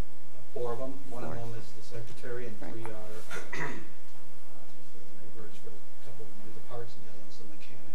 Okay, all right then. Mayor Rowe? Yes. I just want to ask you is, with street sweeping, is that more of an aesthetic task, or is that something that is more preventive maintenance with our sewer system? It's preventative maintenance, and it also, we have a report that we have to put into the state, which is called the SWEPI report. Yes. And anything involved with storm sewer systems, sweeping, any catch basin repairs we did, any training you've sent your employees to for dust prevention, things like that. All that debris and everything. So you're really maintaining the storm sewer system. They don't want that into the rivers and everything. So you're sweeping that. I believe the state might require like either once or twice a year. But on the average, we do it more often. Okay. We try to anyways through the residential. Michigan Avenue, you'll see us out there more often because the state will pay us. Yes. And so that's a task, like if we're down manpower because somebody called in, and we only have one guy that's an operator that's able to go out there, we'll say, get on Michigan Avenue, might as well get paid to, you know, clean Michigan Avenue, because, you know, it usually gets pretty dirty on the section that we're responsible for. So the state reimburses us for those county roads. For those county roads, I'm sorry, for those county roads, but it still kind of leaves us shorthanded personnel-wise in handling all the other tasks that we are responsible for. Correct. Well, they reimburse us just the state road, just for Michigan Avenue. All the county roads, the county's responsible for. Oh, I see. Do they reimburse us, the county, or the county handles that on their own? The county handles that. And are they also have requirements as to maintaining that task? I believe so. Usually you've seen them out there, but I think I've only seen them maybe once a year, maybe twice a year sometimes. But so we try to keep up on it because the roads do get very dirty. But and like I said, we'll have a schedule, or not a schedule, but we have times where we'll send the guy out as part of the regular day-to-day operations. But again, then there's other times where we realize, oh, the streets are there. We'll send them out if we're short manpower anyways, and that one individual, we don't have a task for him to do, and he's an operator, doing something else, because it would take 2 or 3 men to do whatever task we need to set him on. We'll send him and have him just get in a sweeper and then sweep the areas, and we keep maps on it where we can. Okay. Thank you. Any other questions? I got Yes. a question. Are you going to be doing some roads this year then too? I thought you had mentioned that before. Road work? Yeah. I think part of the budget is, it's not our roads. Mike might be able to help me out on this one. Road work, I don't think we have anything planned for this year, other than the road work that maybe the county is doing, and then the road work. It's the county project, The main road project. main road from Michigan westbound to Glenwood. We participate in the funding for that. Okay. We don't have any other road work that we schedule because We were looking to see what kind of money might come through this increased funding from the state, and we do want to do a project coming up in the next fiscal year for roads. We have many needs, but again, that would be Ed and I sitting with management and talking about the best place to do that next project. So we don't have a specific one set, but it is our intention to do it. Okay. Yeah. I hear complaints from residents from different areas, from dirt roads to some of the areas that we've talked about in the past, where the cement is just falling apart. In some of the areas that we know that there was problems with the cement from 15 years ago. So I just was wondering, where, are you thinking 2-3 years out before we? Any it's hard to say. We do right now is going to be a smaller project because we're pretty much limited to our 1 mil plus any of that extra state revenue, which this time it was 100,000 roughly. So our projects would be small. So yes, we want to do them because there are areas that are in desperate need of repair, but that's not gonna. We have 71 miles of road to take care of. And right. So would 100 to 400,000 a year to help take care of that is very difficult. I understand it. Would dragging be the same as repairing roads, or would still be dragging roads this year? When you say drag. Well, when you have dirt roads and they have like all sorts of grading, yeah. Yeah, that's a regular. So that would happen still this year. Right. And what time frame of the year do you guys do that? Is it all year round, or? It's usually when the roads start to get bad. And there's a lot of holes in the gravel. Sometimes we'll go and we'll just fill them temporarily if we're not. That's one of the things that residents need to understand is that they start to call as soon as the weather changes. Well, the road isn't in any condition for us to get our trucks up on there and start to do that, because then it just becomes a mud pit. So a lot of times we know when we need to get up there, and my foreman Dave, he's always out there checking the roads. And if we get calls that start to say, hey, this one's really bad, Treadwell's good for that, it gets pretty bad. We'll get up on it, and then we'll grade it and everything. Right. But yeah, it's all timing with weather and everything else. Dave knows that schedule. He knows when he needs to get up there, and if it's dry enough, we got our trucks up on there, because otherwise we end up making a bigger mess. So it's like a spring, summer, fall when the weather's good, or more summer type of a feel?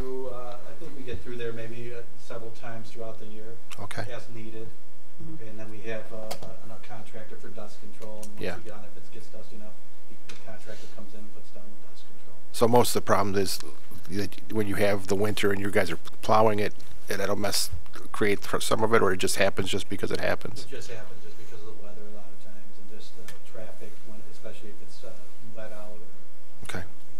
Okay, thanks. One more thing about the roads too, and it ties into the sidewalk project that Ed mentioned earlier, is that the sidewalk project that we're doing this year is primarily to fix areas where DPW has done some utility repair work, and other places where there are some pretty critical sidewalk needs that we have.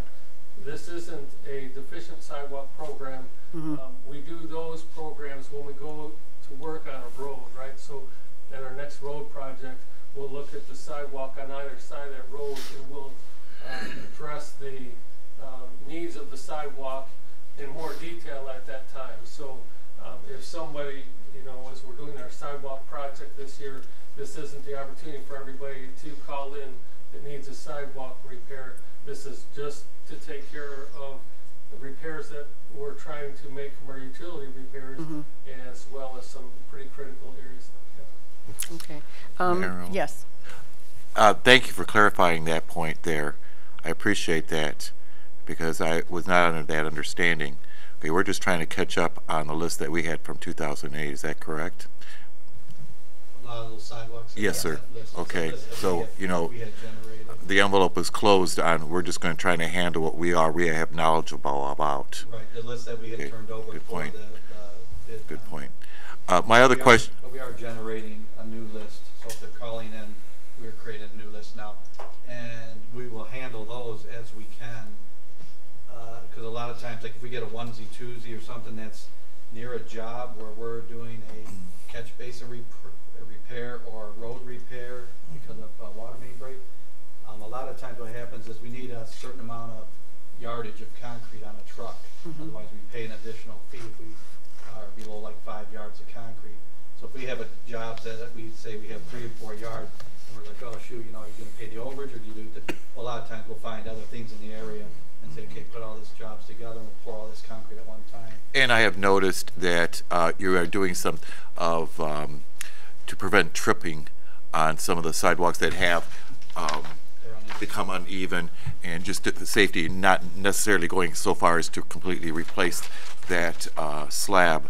My other question is, of the roads that are in Wayne that are not paved, okay, and we have this reoccurring maintenance of grading and dust spraying, etc., is it still cost effective in, or looking at, and maybe I might ask is, how many miles of that do we have left in Wayne? And is it something to look at in the future? And would that money be derived from that sidewalk road assessment to be able to maybe start looking at eliminating that continuous maintenance? Just throwing that out there. I believe that's been talked about over the years. Okay. Since I've been here a long time with. Yes. And from my understanding, I think it takes a vote of the individuals on those roads. Okay. At least 51% or whatever, to say that they're willing to pay the extra in the taxes, I believe, maybe? Yeah, they're assessed. Okay. Okay, to have paved roads put in. But yes, it would make sense from a maintenance aspect. You are correct. The amount of gravel and the amount of maintenance we're doing, grading and things like that on those roads. But again, that's something that would be for those residents on those roads. And then, Meryl, and then I need to ask, is easing some of the requirements of having a paved asphalt road, and not going so far as to requiring curbs and all this, but just to get, you know, a piece of asphalt down and kind of minimizing that reoccurring maintenance. Just a thought out there. And I don't know what all the logistics of that is, but, you know, maybe that'll help reduce some of the costs of having that going forward in a certain way. Yeah, it has been tried before to do like Woodbrook subdivision, and the people there, they bought their homes knowing they're on a dirt road, and that's what they want. They want the dirt road. They like that country feeling. We did also a huge rebuild of Whitney Knoll. Volunteers for that. Excuse me, are we doing a separate conversation? He was reminding me of the question I didn't ask. Okay. Whitney Knoll, we did a rebuild of that, and that was an expensive endeavor, and that was because they wanted it to stay gravel. They didn't want it to go to paving. But that was a huge project to do that. Took a lot of time. Now, do you have a question? Yes. Yes, thank you. I had asked earlier about for parks, with volunteers for helping out with maintenance or fixing, you know, play structures or whatever. You know, is that something we can look at when there's different things, if there's, you know, the right type of people that are able to do it? I figured we've used residents to build them. Is there a reason why we can't have them, if they're working with you guys, to help maintain some of that kind of stuff? Right. We try to discourage that because, again, from our standpoint, I mean, it happened when we had a volunteer event, I think, that came up, but we were there to assist. And they replaced a lot of the spindles and things like that at the Atwood Park one. Well, then a week later, they were all kicked back off again, you know. So that structure, anyways, probably should be slated to be taken down because it's a wood structure, and I don't know if that's allowed anymore as far as playground equipment structures go. We've taken down some older ones that were smaller over in the Hubbard Stellwagen area, the parks over there. There were a couple older ones where we removed those, but they were smaller structures. This one's much larger, and for right now, we're just trying to maintain it as is.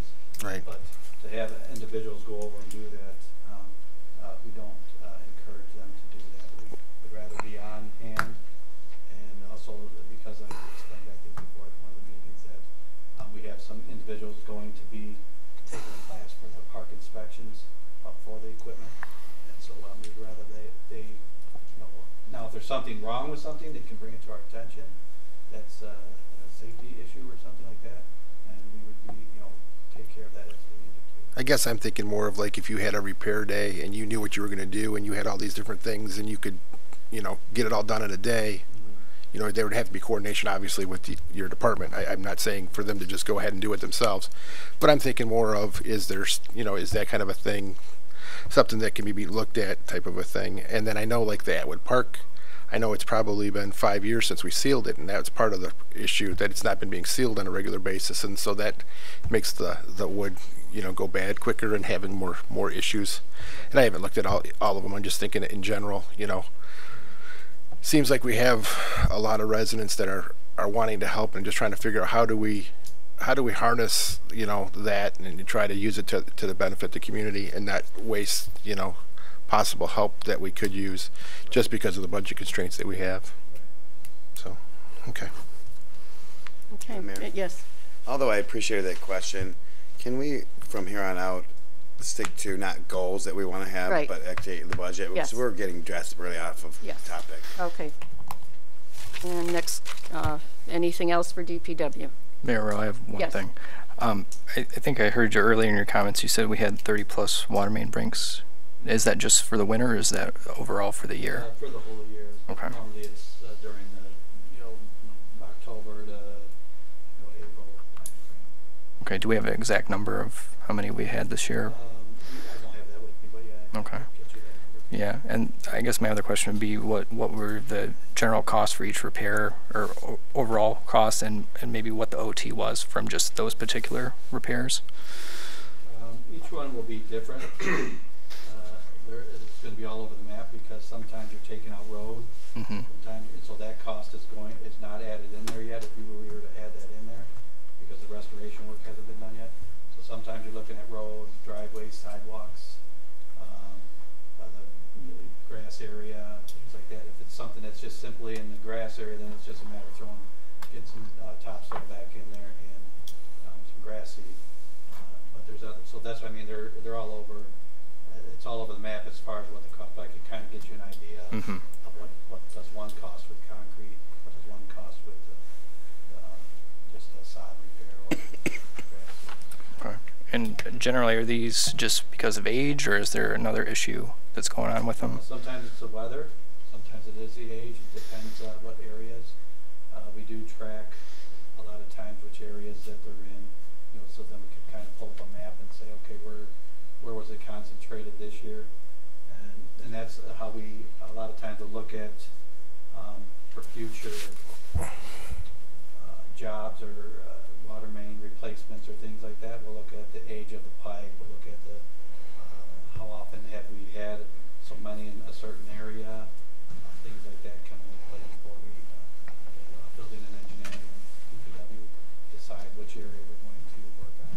Okay. Does the slip laning project, does that correlate to anything that happened this past year, or is that separate? The slip lane? That's sewer, and that's just that's from televising and cleaning the sewer system. That's why it's recommended to be done. We're able to look at those video footages and decide, as well as Mike has a map that shows what areas of the city are the oldest sewer pipes underground. Some of the oldest ones don't always need the repair, but some of the other ones that may have failed or fallen apart. So we look at those video footages and then work together with Mike, and we put all that data together and decide what areas we think need to be done. Okay. Any other questions? At this time. Okay, thank you. All right. Did you want to take a... Yeah, so we're a few minutes ahead of schedule, but why don't we take a 10-minute break? I have 8:37 on my clock, so let's reconvene at 8:47. Could we make it 8:45? got it. Even, okay. Yeah. 8:45, we will be back here.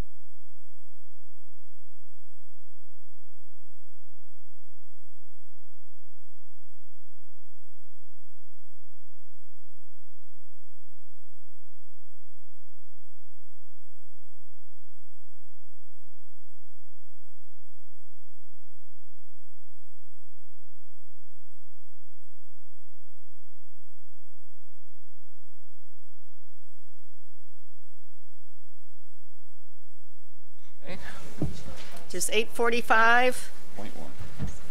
Chris out there? Jeremiah's out there somewhere. Call to order.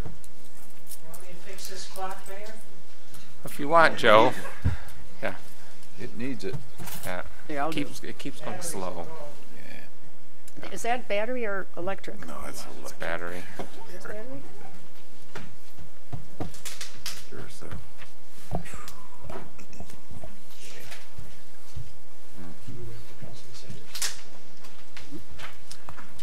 Moving on.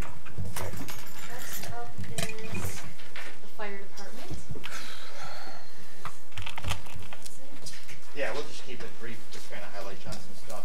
Good evening, Mayor and Council. Good evening. I know the common question tonight is how many budgeted positions does each department have? Wayne is currently at 12 budgeted positions to include Deputy Snyder, does not include myself.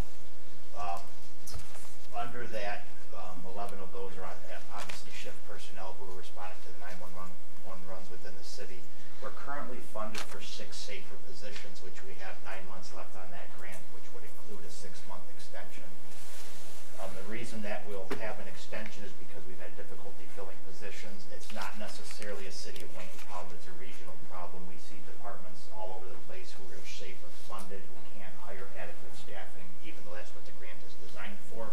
Because there's so many departments regionally that are hiring funded firefighter positions, you can't blame anybody to say, am I going to go to a city for 2 years when I could go to one for the rest of my career? You can't. So we're having some difficulty filling those positions. Right now we have 2 of 6 filled, which is obviously some of the impact on the overtime that you see in the budget. Overtime is down overall. It's not as down as much as it could be had we realized with the whole safer grant for 6 people. Basically, Wayne and most communities under a safer grant have become a revolving door for staff. We get them in, we train them, they're going and applying in other jobs, and it's just something that we can't stop. Another common theme that we've talked about is aging equipment. We've been doing really well on rescues. We have a 2015 frontline rescue that we currently use, and Wayne just got a huge win under the financially distressed cities. So we've already ordered the new rescue. It'll be coming forward to council pretty soon to make that purchase because just of the way the language is. So that's a big win. We'll be getting a 2018 vehicle. Ladder trucks no longer an issue, but our frontline engine is a 2008. It gets run pretty hard.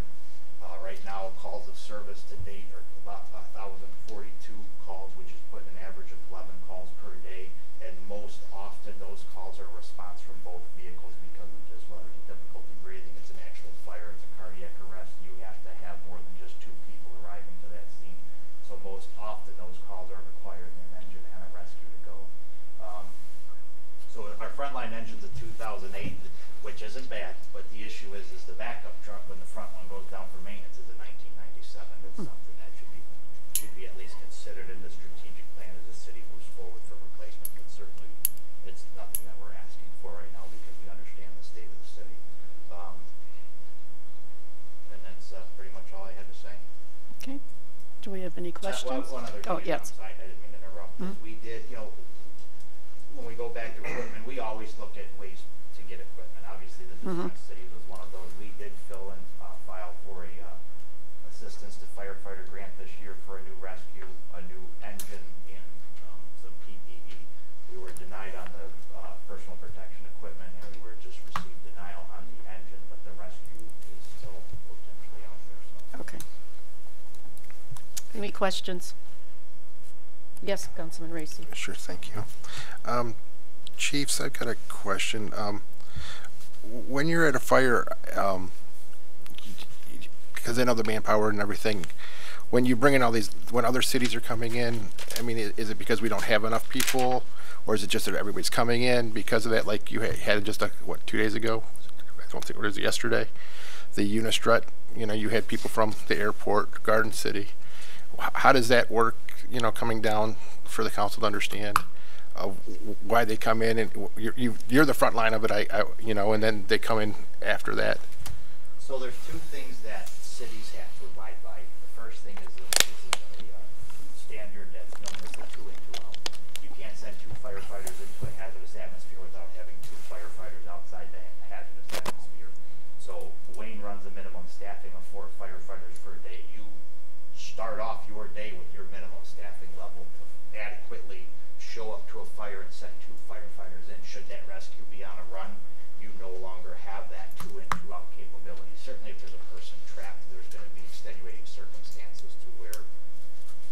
officer on scene would make a decision.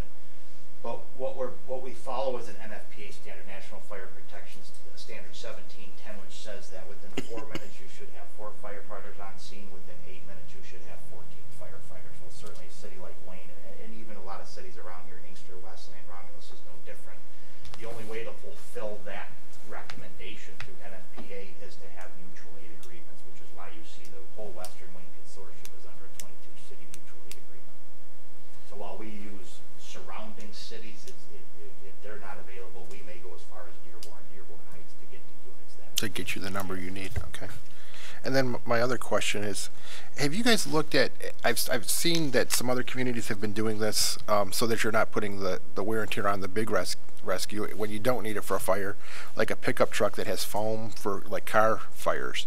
Is that something we've ever looked at? Is it really a thing that would save you money? Just the cost for a pickup truck with that versus, you know, what we're paying into the other. Not that you don't need the other, but it would just, you know, keep the other thing lasting longer possibly. No, I do understand what you're saying. It's nothing that we've really looked into. I do know that, so our engines will do company level fire inspections. Typically when that happens, they will take the pickup truck to keep that engine at the station, more centrally located. But to do it with your current staffing, is somebody would be out in that truck, which would only leave one back at the station on the engine, where you would have some issues that way.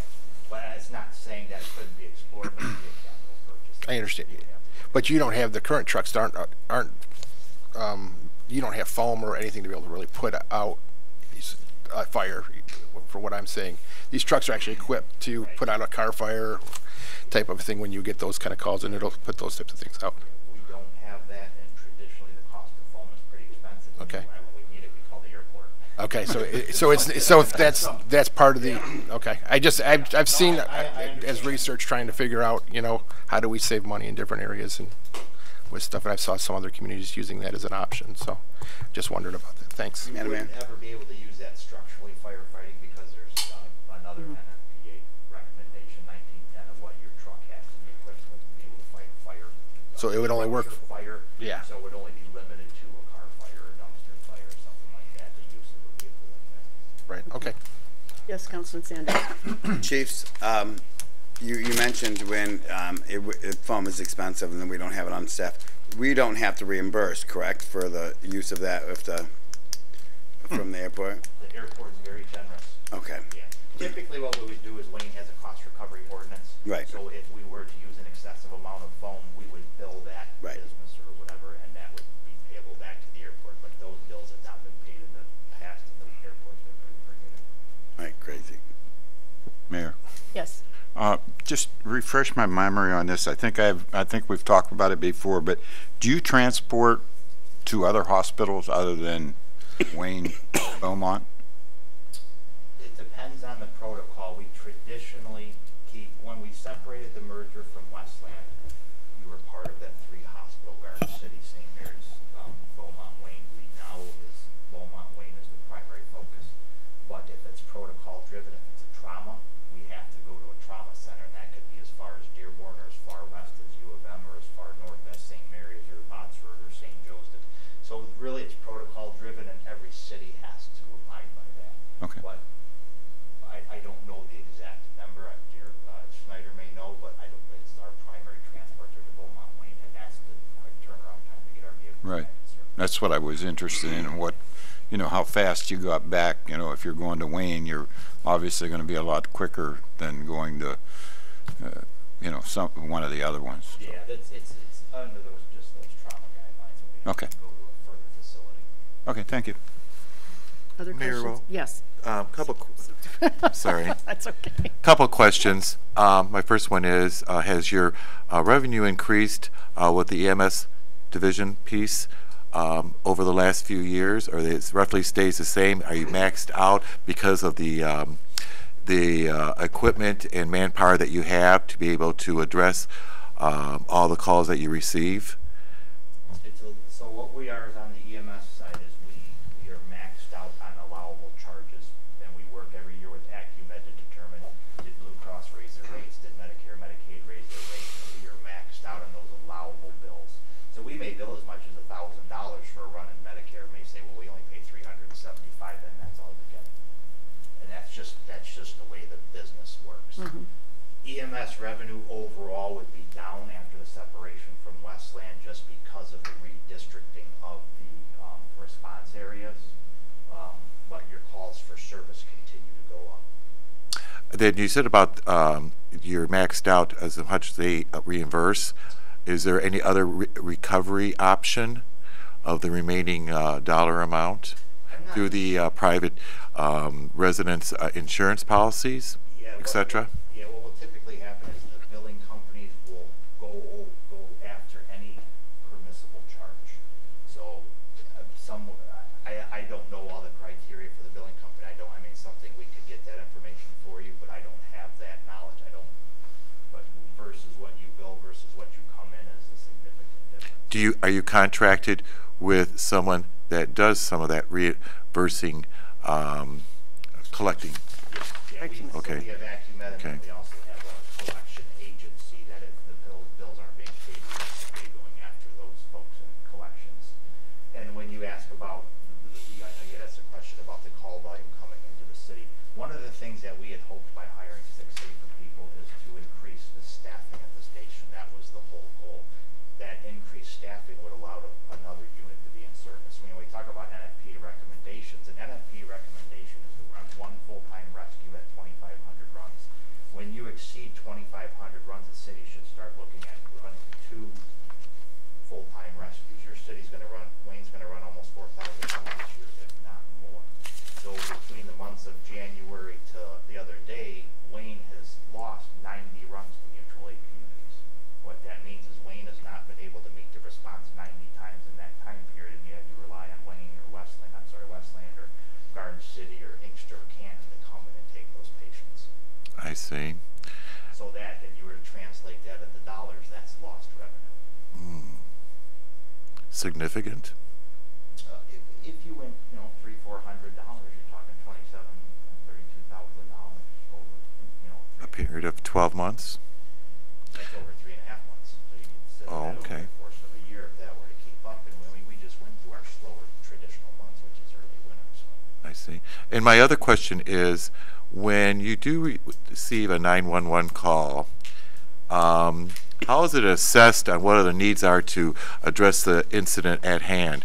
Do the police department translate that? What are the needs of addressing that incident? Communicate between both of these departments that we need an ambulance there, or we need a fire truck there, or we need a police officer there, or all 3 show up and we determine at that point what the needs are. I mean, is there a criteria as to facilitating what the necessary needs are in addressing the incident? So Chief Mazak may be able to answer on the police side, but when a 911 call comes into the Westland Dispatch Center, that dispatch center does Westland, Wayne, Garden City, and Inkster. It's all housed under one thing.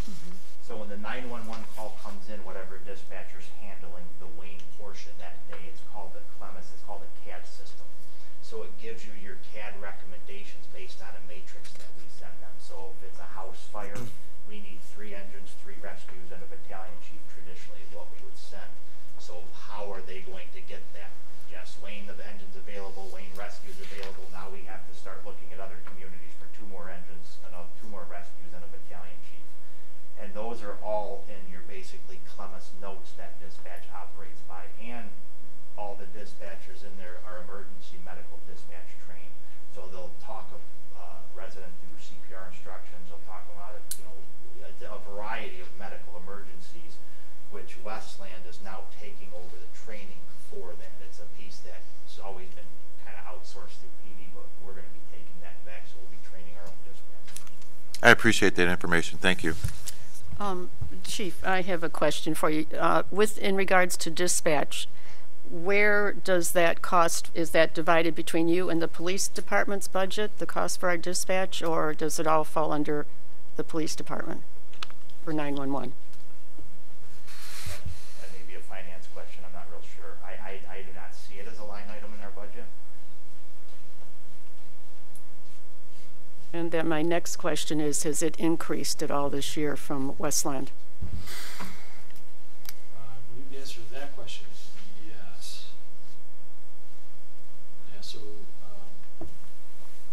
Communications is under Department 325. The recommended budget is $512,000. In 2017, it was 442. It was 442 last year? In 2017. So it's gone up, good 70 grand in 2 years. So, Madam Mayor? Yes. If I might Yes. take back in your question. So my question is, along with that, dispatch, I would assume, other than raises, are pretty fixed costs, right? Other than the pension part of their contributions, that if dispatcher, but I would assume most dispatchers, are they full-time, part-time, mix? What is the, I guess, what is, I guess, the question is that we should be sending the mayor of Westland is why are they billing us for, nearly $70,000 more? I mean, what's the big difference? So I can't only speak in conversation that I heard, because I understand that there was a mutual agreement between the 4 cities to hire 4 additional. That's a PD question. Chief can answer that if we can hold that off. Fair enough, thank you. Okay. I would request that we get some more details on the cost of dispatch. Chief is going to explain that. He's going to explain it? Okay. I have a question. Yes. And this is no way, shape, or form going anywhere other than a question, so please don't read into it.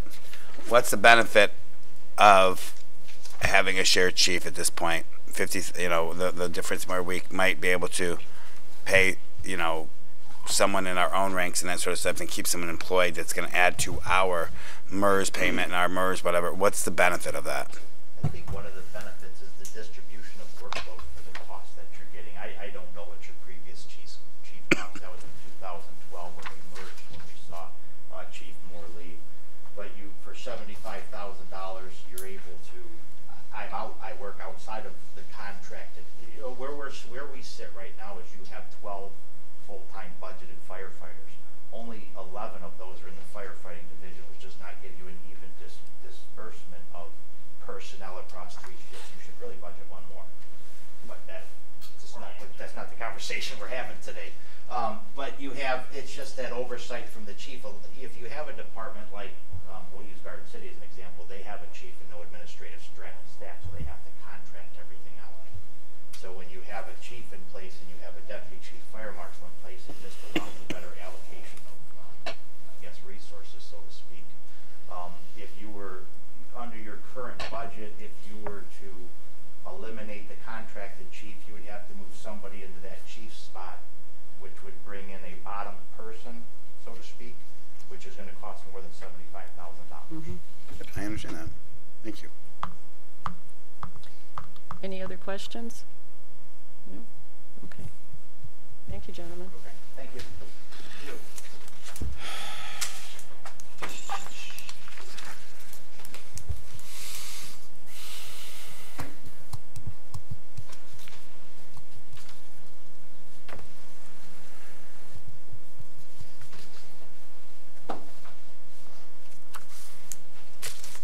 Good evening, Chief.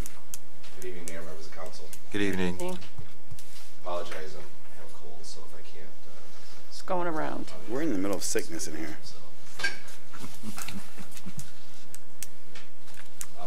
So I guess let me start. I'll kind of give a brief history of the department and kind of where we're at right now. I know it's no secret that the police department is extremely short-staffed, to say the least. I've met with each and every one of you. I appreciate your time to kind of go over the details of the department. I'll kind of provide a summary tonight for the residents at home and the people here in the audience, just so they understand how dire it is right now at the department. So as many of you know, going back when I started here in '98 and as far back as 2008, we were right around the mid-40s police officers. Right now I'm budgeted for 22 officers. I only have 21 at this time, and that is including myself in that. So long story short, we don't have enough people to do the job. We are extremely struggling on every level to keep up, and it is very tough right now. When I became chief back in 2014, I was unable to promote a deputy chief because of our manpower shortages. That position is extremely important within the department. I would argue that we're probably the highest liability department here in the city, and having a deputy chief to provide oversight, not only to the department but with the policies and procedures. It's definitely a much needed position. So over the past 3.5, almost 4 years, I've been operating without one. It's been extremely difficult, but we're able to get through it at this time. With our staffing levels, all of our support staff has been eliminated. So when you talk about support staff, what does that mean? A lot of you have heard the term cop crew. It was an undercover unit that we used to have. That has been eliminated. School resource officers too have been eliminated. K-9 units, traffic officers, community policing officers. We at one time had 2 officers assigned out, one to the DEA, one to what's called the Metro Street Enforcement Team. That's been since eliminated. But those are multi-jurisdictional units that go out and help apprehend fugitives. We also had an IT sergeant in-house. All of that is gone. So right now our department just basically consists of road patrol, which is currently understaffed, a lieutenant in the detective bureau, 1 detective, and myself. That is it. Now nothing's changed back from 1998 when I started until now. It's still the same city, pretty much the same amount of residents, and you know, the policing at its core, the job is pretty much the same, other than some technological advances. So we're being asked to do the job, the same job that we've all been doing for many years, with more than half of what we had before. Like I said, it's extremely difficult. The staffing on the road patrol, it's been kind of a long-term set rule that we would always have at least 3 one-man cars on the road and a supervisor in the station. When we started losing people and unable to hire quickly enough to fill those spots, we were losing quicker than we could fill. I had to drop the minimum on the road from 3 to 2. So that means on some nights and some day shifts, there's only 2 one-man patrol cars patrolling the whole city of Wayne. Obviously, we're 6 square miles, 17,000 residents. We have the 2nd largest Ford plant in town, and this, school. So anytime during the day, we could have 20+ thousand people here in town, and you have 2 one-man patrol cars out there for the whole city, which is not good, to say the least. It's hard to provide just the basic service with that. And what does that mean when there's just 2 one-man patrol cars out there? A majority of our calls are 2-man calls. So domestic violence, breaking, entering in progress, armed robbery, we have to send 2 one-man cars to those runs. So if we get to a call and we have to make an arrest, or we're stuck on that, any other call that comes in at that time, if those guys cannot clear, nobody's coming. We don't have anybody else to send. So it puts us in a very tough situation. And I'll talk about hiring. I know we've kind of talked about that in the beginning, but that's very tough right now with just the road patrol. Looking at the detective bureau, kind of getting a brief summary of where they're at.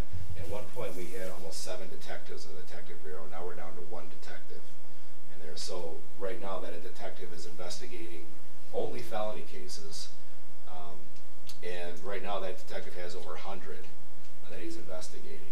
So there's no way you can properly investigate those many cases being one person. You have to kind of pick and choose and go through it, but unfortunately that's kind of where we're at right now. The lieutenant can help out when he can, but right now it's a lot of that's put on that detective. So we're really even struggling on that avenue.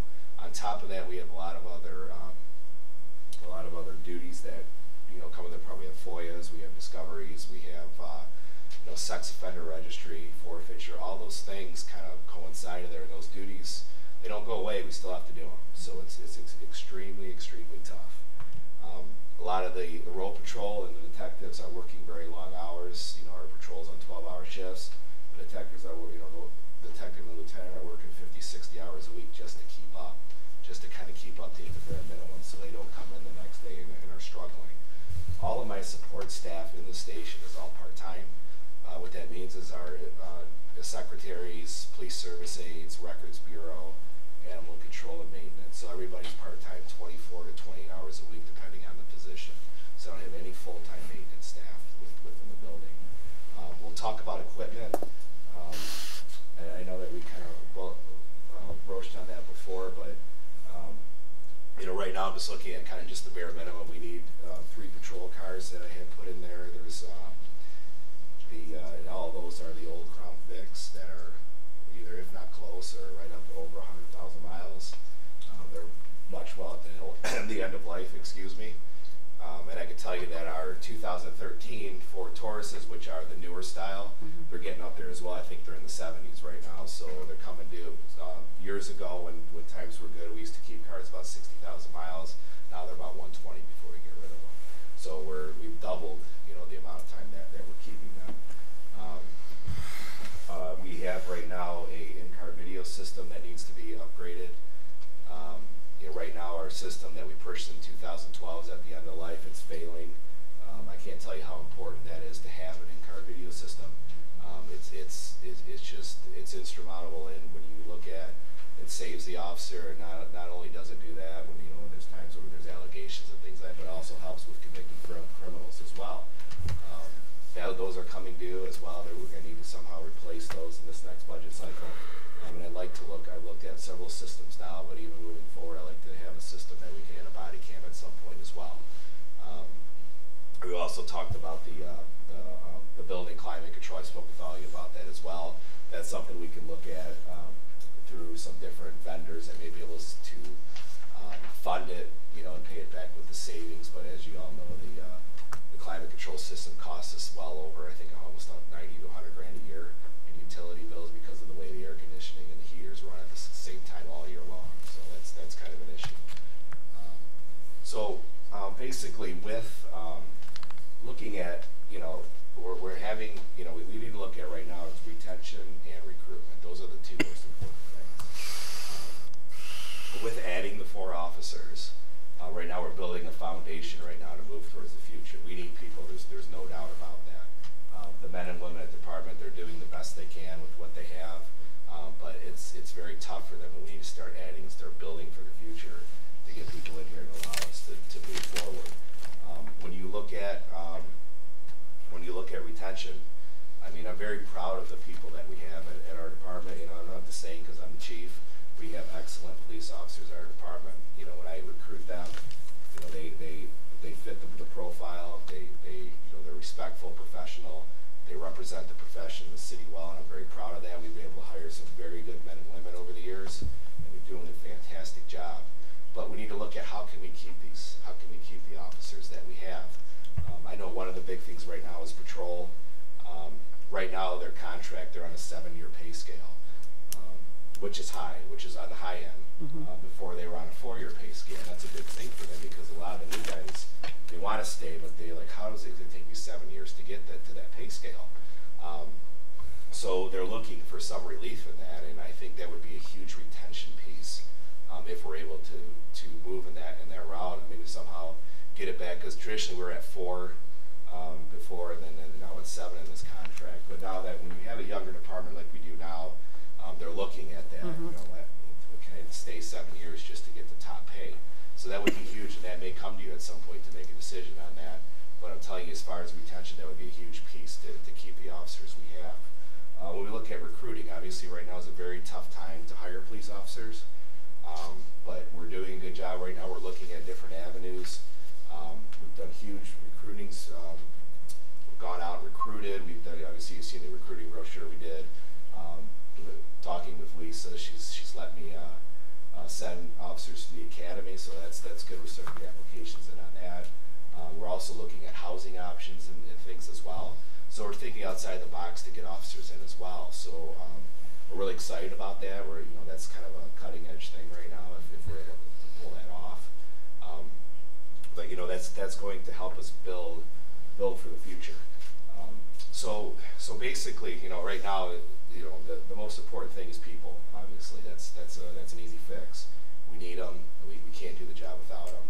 We have to have them. So these 4 positions are just we need those for this next budget, or at least being able to hire to get to that point. And the equipment as well, the cars. Those are obviously things we need. And also if you look at, we're right around. We have 9 cars, 10 with the K9 vehicle, 1 our K9 left. That car just kind of sits there. But one of those cars is a traffic car. A lot of the guys like the Explorers. hours, which is, you know, some more rebates, just a better vehicle to have. So, you know, with those, I broke down some costs, and there's actually a 3-year lease option on those as well to make it more cost efficient for the city. But you know, I just think that, like I said, moving forward, just being able to get a solid foundation in place and knowing that we can move forward and build off that is huge moving forward in this next budget. So I'll be happy to answer any questions you may have. Madam Mayor. Yes. Can I ask a question? Yeah. Okay. Yeah. Chief, you know I support the police department, always have. Yes. You talked about in our meetings that you wanted one of those 4 officers to be a school resource officer. Yes. And the school district would pay for that, correct? Yes. 100%? They would pay 100% of the salary, not the benefit. Right. So then are you asking for 4 in addition to that?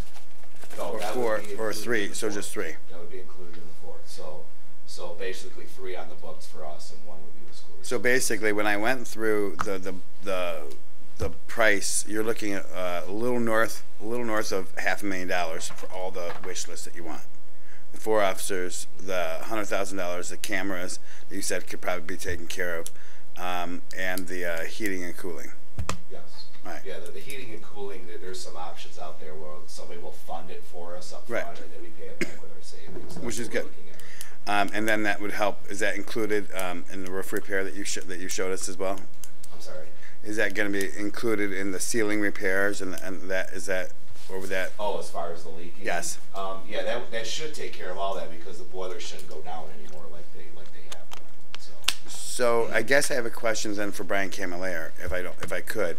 You said earlier in your presentation that you would, as they are hired, because any money that the police department doesn't use, as is in past budgets, is going back to the general fund as a budget amendment. Why would we do a budget amendment as they're hired? Why not put it in the forefront, so therefore they can just give it back if they don't use it? So therefore they are secured in the fact that they know that they have this money to pay. Well, that's a good question, and you used to do that. You used to budget for a lot of vacant positions, and the problem with doing that is every time you look at budget to actual or what we're projecting to spend, it's worse than what it actually is going to be. And so since we have such a keen eye on what the bottom line is and what your fund balance is going to be come the end of the year, it would be my recommendation, budget what you know you are spending right now and amend as you know you need to spend more. Okay. Versus approve a big number and then have to dial it back. Mm-hmm. We're going to bring amendments to you throughout the year, but it's not as accurate, I would say, argue. Mm-hmm. Budget what you know you're going to spend and then make a change when something happens. You're not over budget until you spend more than the total budget. Right. So even if you hired 5 guys today or on July 1, you're not going to go over budget until near the end of the following year. Right. So it's still under budget the moment that So it's just a budgeting technique that you use. Yes. To be more accurate. Yes. So if I might ask one more question of the chief. Chief, you keep on saying in your presentation it's not a good thing or whatever when you talk about the requirements that the state puts on you as far as the DOC, the Department of Corrections, for the CSEs and all that sort of stuff and FOIAs. Is it almost, would you rather use the word, I'm not putting words in your mouth, almost undoable? It's close. It's definitely close. Sure. Because I think that I was chastised recently because you had given me permission to post something on Facebook, and I think that most people don't know the status of what's going on. And I said, "Are you sure that we should post this?" And you said, "The criminals already know what the shape the city of Wayne's in. They've already set up shop." And I don't think that the residents. I think that sometimes the residents they report on it on Facebook and they're behind their keyboards, but I don't think they know. But they don't know what the solution is. And I think that I hope this council can work towards that solution and give you the support that you need. And I appreciate your presentation. Are there any other questions? Mayor Rowe. Yes. I'd like to ask is, you indicated that for recruiting, retention, seasoned department, that it would be wise to lower that capping at a hourly rate from 7 to 4 years. I am just curious as to how much additional cost that would be towards the department into facilitating that idea, and would it in a way kind of pay for itself by reducing overtime? Well, reference the pay scale over here, and I think Katie, I don't know if you want to touch on this because you prepared that as far as what it would cost. Sure. We were looking at what the estimated expenditures would be if we went to a 5-year scale. Mm-hmm. And at the time I prepared this in January, estimated $2,250 for this current fiscal that we were already in. In fiscal year 19, $13,500, and in fiscal year 20, $31,500. How much it would increase if the current employees that you guys stayed and we moved to a 5-year pay scale. Correct me if I'm wrong. My understanding is that you're saying there would be an additional 31,000 in 2020. In 2020, so over the 3 years, it Yes. would be 47,250 additional that we'd be spending for moving to facilities. For every year thereafter. No, I only looked out 3 years. Okay. So total 3 years. And then eventually it will kind of even out because once they get to that 5-year, then it stays. Right, but you're still spending the $47,000 more than what you would be doing right now. But eventually, they're just getting it 2 years earlier than the. And one of the things you need to look at that is if we're able to retain the officers that we have, you know, because we're able to lower that down. If you look at what it costs to hire an officer, Right. it's psychological in the background. I mean, you're looking apples to apples there. It's, to keep a guy that we've already trained, you know, and like I said, we have very, very good officers. I don't want to lose any of them. Right. And you cannot replace seasoned individuals. No, you can't. There's no price on that. What it takes to train somebody, you know, and the cost and just the, you know, going through and doing it is very tough. So. And my other question, I'm sorry. My other question, and you indicated regarding the ventilation system at the station, and you are rolling out some ideas there. How much do you have an estimate, approximate estimate cost of to alleviate that issue? Just roughly. There was, we got a rough estimate from our 100,000, right? From Metro that does our heating and cooling right now. I think it was around 160, G. 160, roughly 160,000 to retrofit the controls in there. We not have the air conditioning and heating running year round. So, but we're looking at a payback on that in only a couple years. I mean, that's how much energy we're wasting because of that. And I have to ask, did you get multiple estimates? No, this was just the first. This was one when we first started looking at it. We haven't dove into it yet. We're going to have a couple companies come in that do this and have them look at it. So, my understanding is what they do is they front the money, and then we set up a payment plan back on what we save in utilities per month. Yeah, I have a feeling there's some multiple options there. Sure. I did that in my house myself. Okay. Any other questions? Mayor Rowe. Yes. So it says here we have somewhere around 32,000 from drug and vehicle forfeitures. What exactly can we use that on? Anything law enforcement related. Okay. So I can buy vehicles with them, computers, cameras, things like that. So as long as it's law enforcement related, I can use that money on that. Is there something particular we're going to allocate that to? Well, we've talked about cars, seeing if we do the cars or the camera system. MMRMA, our insurance carrier, pays back 1/3 of the cost in a grant for the in-car cameras, up to $1,500 per camera. But you're looking at roughly $5,000 to $6,000 a camera, roughly per car, and then you have to have the back office software as well in that. So.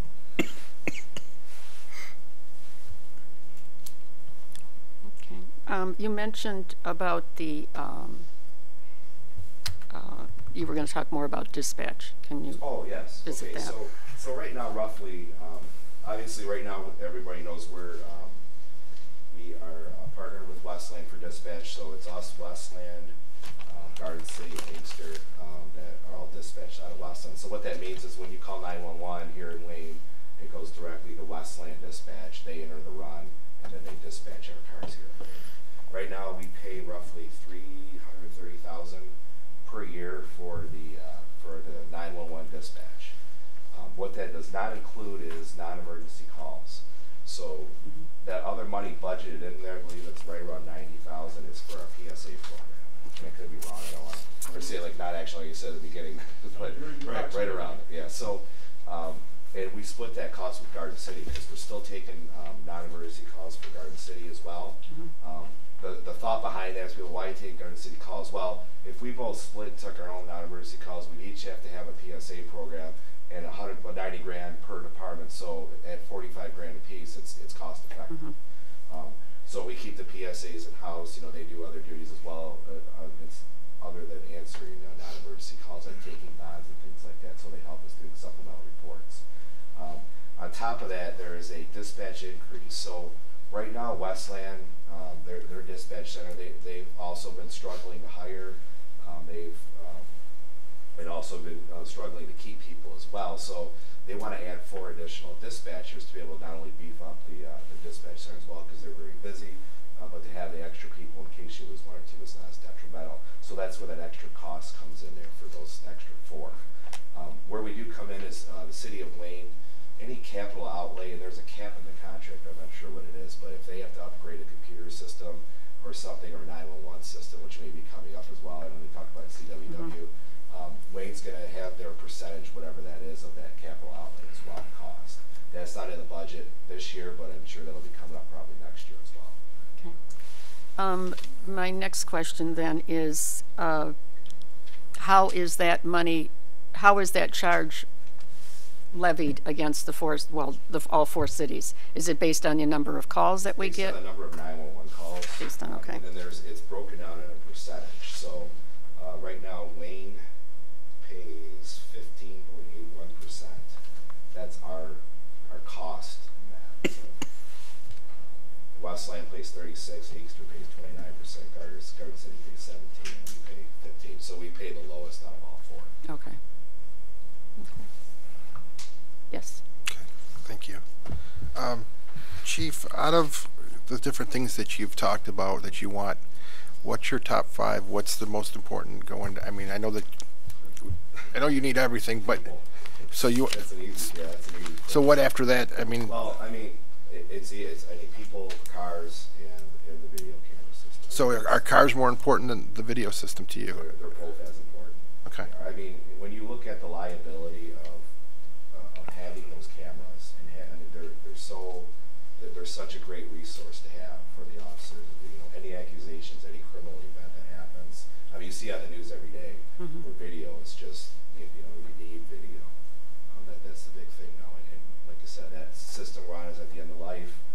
We looked at a lot of systems as well, and a lot of those are at the end of life. So there's so many systems out there. We're trying to play through to see what would be the best one moving forward. So what's the total for the video to equip everything? Well, I mean it's just anywhere from there's one that was right around 80,000. So altogether, every car, everything would be. Everything. I mean, it's going to run the gamut. So if I were to get approval to move forward on it, then I have to really narrow down and find which one we like and kind of go forward of what it is. So is that put 50,000 in? Okay. And I think that's fair because if we get the grant money, it should offset that cost a little bit for MMR. I mean, that should be an easy grant to get. So when are you able to pay for video over multiple years, or is that something that's just a 50,000 one time? And I mean, do they break it out? How does that work? Video, if you look at like a big one right now is Axon for body cams. What they do is they spread the cost out over 5 years, but you're talking it's a lot of money because you're officers with body cams. You're looking probably, I think the quote they gave me was almost 80 grand over 5 years, and then that's not you seriously because you're paying for the cloud storage. I would like to have more of an in-house storage within the building. So like the system we're on now, which is L3, it downloads, it wirelessly downloads into the station into our server, and it's stored on the server. So, you know, there's gamuts. L3 is what we have right now. The system they have, their upgrade system from the one we have is at the end of life right now. So I really feel it's politically responsible to purchase that system knowing that it's at the end of life. You know, they're upgrading one right now. So we really need to look and see what's going to be the best. You know, and when you look at spread, there's, you know, there's some where we could spread, you know, do 4 cars one budget, 4 cars the next budget. You know, I don't really want to push it too long because if you're working on 2 different systems, it doesn't work very well. You know, but if that's an option as well. Okay. My next question is on drug forfeiture. What's the average? I mean, is there like an average what you guys normally capture, or is it? I mean, is it's it very minimal? So is 32,000 a lot, or is that? Well, that's a lot. So right now it's more than normal. What's that? So is it, what was it, 32 that you have right now? I think that might just be the projected budget. That's what's left in the vehicle and drug enforcement forfeiture funds. You haven't had a lot coming in the last several years because of manpower. Because we don't have anybody being able to, somebody else is getting that money. Pulling down your balance. Right. That's all that's left as of today. When you look at forfeiture, a lot of it is proactive policing. You know, when you're out there, when you have a drug unit, when you have, and even with OWI forfeiture, you know, when you have more officers out on the road arresting drunk drivers, there's a forfeiture aspect to that from second and third offenses. That way, you know, only having a bit of very little manpower, you don't have the OWI arrest like we did before. So even that forfeiture is down. So these numbers are affected based on our manpower. Okay. So can we see numbers of what it would cost 1 car, 2 cars, 3 cars on a 3-year? I have those in front of me. Yeah. If I may, Mayor? Yes. Okay, thank you. Chief had supplied these to me. For a, I think this was a, Chief, was this a 3-year lease? Yeah, it was a 3-year lease with $1 at the end. Right. So for Ford Explorer, it was $28,709,000 each, and then for 3 units, it was $86,127, and then In the second number? $86,127. 6,000. And then the financing on the 29,000 you know, for the one vehicle was 6.95% from Ford Credit, and the 86,000 was 6.45%. Madam Mayor? Yes. Is that including the after? The build out? Yeah, the No. build. Okay. The build out's No. roughly 12,000 Per car, yeah. And we talked about using that, the drug forfeiture funds, if we were able to do that. We were talking about using the 32 to do that work. Right. So if we were to do that, and if that third car, if I was able to get a third car, that would be the traffic car, which would be a slick top, you know, and I think that, because that one, you can see the one we have that does traffic, that's in bad shape. Yeah. So. Yeah. So right now we could afford 1 car. What's that? We could afford 1 car is what you're telling us. Well, I hope more than one. Yeah. But I mean, out of the drug for we could go out for 1 car right now, and that would be covered. So yeah, but then we could go based on trying to solve some different things. Okay. I'm really surprised that they do leases on police Me too. vehicles. I was thinking the same thing. What kind of miles do you get on a lease like that? There's not a mileage on there. I guess it's just, you know, it just basically spreads the payment out. You know, I agree. It's more affordable than it's having to spend that amount of money up front. Okay. Wow. Now we're paying the percentage on it. Right. You know, other than if we bought it outright, but. I need one of those leases. Yeah. Okay. All right. Are there any other questions? I got another one. Okay. How do you have anybody currently scheduled to go to the academy? So right now it's posted. So I posted externally. So what that means is I'm letting people externally that are not in the PSA program apply. So that closes April 30th. So I will know. I think we got 1 application today, but I expect more to come because they have to take the pre-employment test and the physical agility, reading and writing. So that's going to take a couple weeks to do. So you know of 1, but there could be more that you just don't know about. Okay.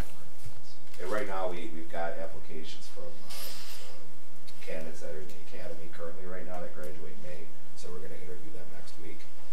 So we're hoping we can get some people in shortly and then get a couple people scheduled for the academy. So if they go to the academy and they've already paid for themselves and they decide to go with us, do we reimburse them, or how does that work? Well, we have to think about. I don't know. I mean, that would be a I mean, is that an What we're incentive? looking for, the way it's set up is for us to pay for somebody to go.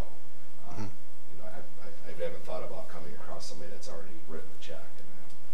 I just wonder, you know, it gets you ahead of, you know, person quicker maybe.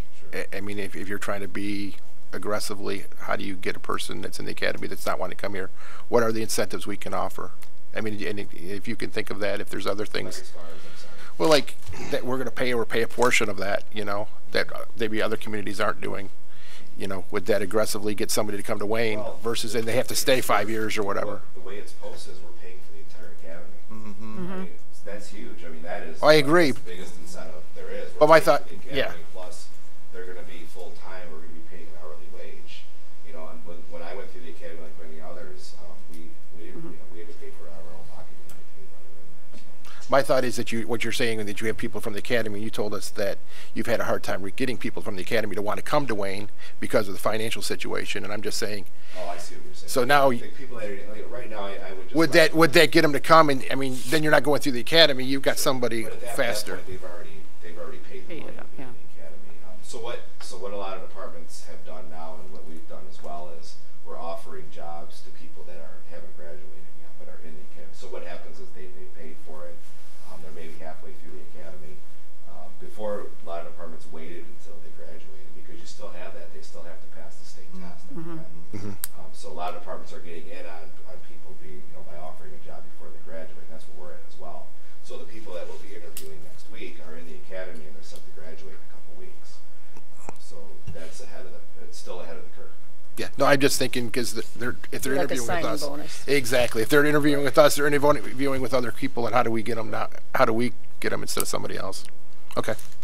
Mayor O? Yes. Just to follow up on that question, so the contingency, it's sort of like a contingency of retainment for that individual then, and how many years would that be with the force?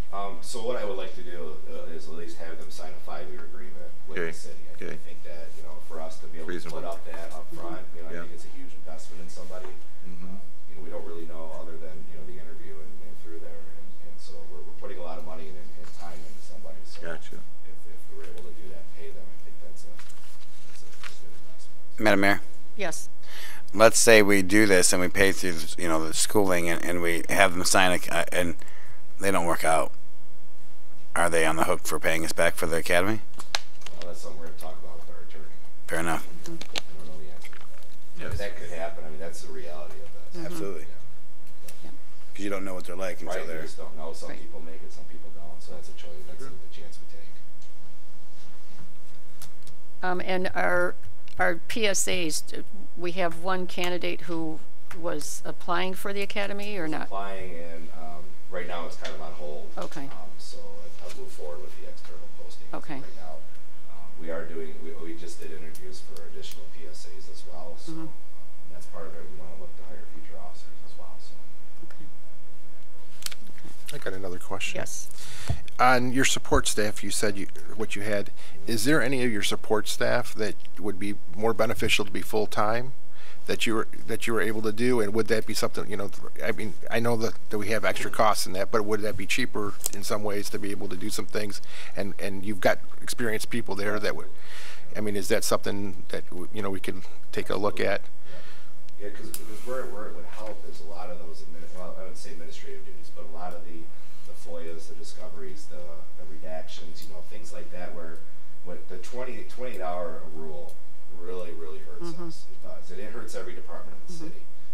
You have to watch the hours. They can't go over the hours, and so that's very tough. And we're not able to work them any more than that. So when you look at, especially moving forward with new video cameras and body cams, the amount of redaction that comes with that is huge. So to have somebody full time to be able to do that would be extremely beneficial, to say the least.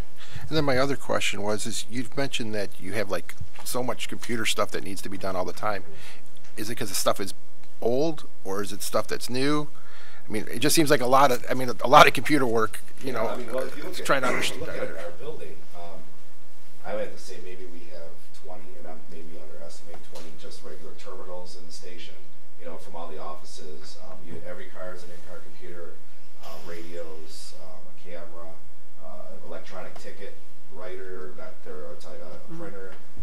things go down all the time. It's not that it's just they're old, they're used all the time. So, and technology is always changing. You know, our in-house video system as well went down, so we had to replace that. So it's constantly changing. It seems like every 5 years technology changes and things start to go down. That's why I say I can use Jeff 40 hours a week. I mean, there's just so much work for him to do in there. And so, like before, we had an IT, we call it IT sergeant, that would handle all the computers, our stuff. Clemens, our report writing system. It's a lot. It really is a lot. Okay. I do have one more question. Last question. Okay. And mine is in regards to Wayne County Prosecutor's Office. What is the backlog for you know, the quick prosecution, you know, going through once we get a criminal? How much does our short staff, what does that do to the process down the road? Well, I mean, you have to look at when to kind of keep this as short as I can. When a detective is assigned a case, and you know they work the case, whether it be a homicide or a very serious felony, there's a lot of follow-up, witness statements, victim statements, you know, interviewing the defendant, search warrants for evidence. So I mean, that alone could take weeks to months to years sometimes. And then once the case is charged by the Wayne County Prosecutor's Office, then you have court dates, you know, you have preliminary exams, you may have motions, you have trials downtown. So that detective, whatever you want right now, would have to go downtown and sit for that trial that may last a week. So they have to be there from start to finish. You know, before when we had several detectives and support staff, that wasn't an issue because they would be able to, they'd work a homicide and be able to go down, you know, for the trial. But now that's the one, you know, the one person we have to go down there. So you have to be there from start to finish. I mean, even with that, it's, you know, it's very tough. Have we had any issues where Wayne County has, like, you know, slapped our hand because we're delaying things? I mean, yeah, I mean, they call all the time, and they're, you know, they want us to do A, B, and C on this case, and we just can't get to it right away. They don't understand. Why can't you get to this right away? Well, we have, you know, all this other things backlog. You know, so everybody's short. I mean, obviously, we're shorter than most, if not all. So that's what we get. We get a lot of prosecutors that are upset that we can't get what needs to be done in a short period of time. Okay. All right. Well, thank you very much. We are at the 9:40 mark. So 9:41. So if there's anything that has not already been addressed, there's an item, a dollars and cents item in the budget we need to discuss. Now would be the time. Okay. Anything from any member of council? Not at this time. No. Further than I. Okay. Yeah, I guess I mentioned it. Did you, when I mentioned stuff, does that count, or do I have to repeat it? No, if you've mentioned, we've been taking notes. Okay, I just thought I'd double check. It's okay. Okay. All right, so that's it for council. No other questions? I know we were just presented with all this tonight, so you know, I'd like all of you to think about if we need to have another session before we have to approve. We could all think about that. Well, yes. I do have a question. On what? What you just said. Oh, okay. When is it that we will put, I guess, an emotion or our wishes or what the direction the council wants to do, specifically with police and fire and DPW, so it's implemented in the budget, so when we are presented with the budget, we can approve it. I guess, how do we communicate that? What our wishes are? Well, I would think that after tonight, when everybody looks over all of this, if you could notify the city manager or even the finance department as to what your wishes would be. Thank you. And then we could have that available for, you know, we can, well, let's see, it's too late for the next council meeting, but possibly the one after. Because we have to approve it by the second meeting in May. We have to approve the budget. So if you're talking about any, you know, anything else, basically this is, again, limited funds, so there's not a whole lot more we can do without cutting some other place. Because I understand that, but there's sometimes that we can't afford not to. Exactly. I agree. I agree. Mayor, Yes. I would just say, I'd like it to be that if we were to send something, we send it to both the city manager and the finance department That's together, fine. not just Yeah, one that's fine. or the other. And then the city manager would then relay it to all of us. Yeah, great. All right, now, since we are through with our questions here, are there any questions or concerns from members of the audience regarding the budget? Yes, could you please step to the podium? Eric Clearman from Winifred. Just a comment. Somebody made the suggestion that we ask landlords to let the city know when they're move-outs. I'm sorry, what was that? Somebody asked that we ask landlords to let the city know when they're move-outs for cleanups. If they're court ordered, could we have the court let the city know? That we wouldn't have to rely on each landlords individually. We've only got one court system. We can have the city manager, speak to Linda and the judge and see if that's possible to be done. Good idea. And then the other question was, we're talking about finding the landlords for the bulk cleanups. Mm-hmm. Do we charge businesses anything for cleaning up property? That I don't know. Right. I don't know. We can check on that. Thank you. Mm-hmm. Thank you. Anything else? No? Motion to adjourn. Motion to adjourn? Motion to adjourn. It has been motioned by Councilman Sanders and supported by Mayor Pro Tem. Any discussion? All in favor? Aye. Yes, what? We'll just end the meeting. The motions can't be No, made. so, right, okay. All right. Okay. So the study session I'll have over at 9:47. Okay.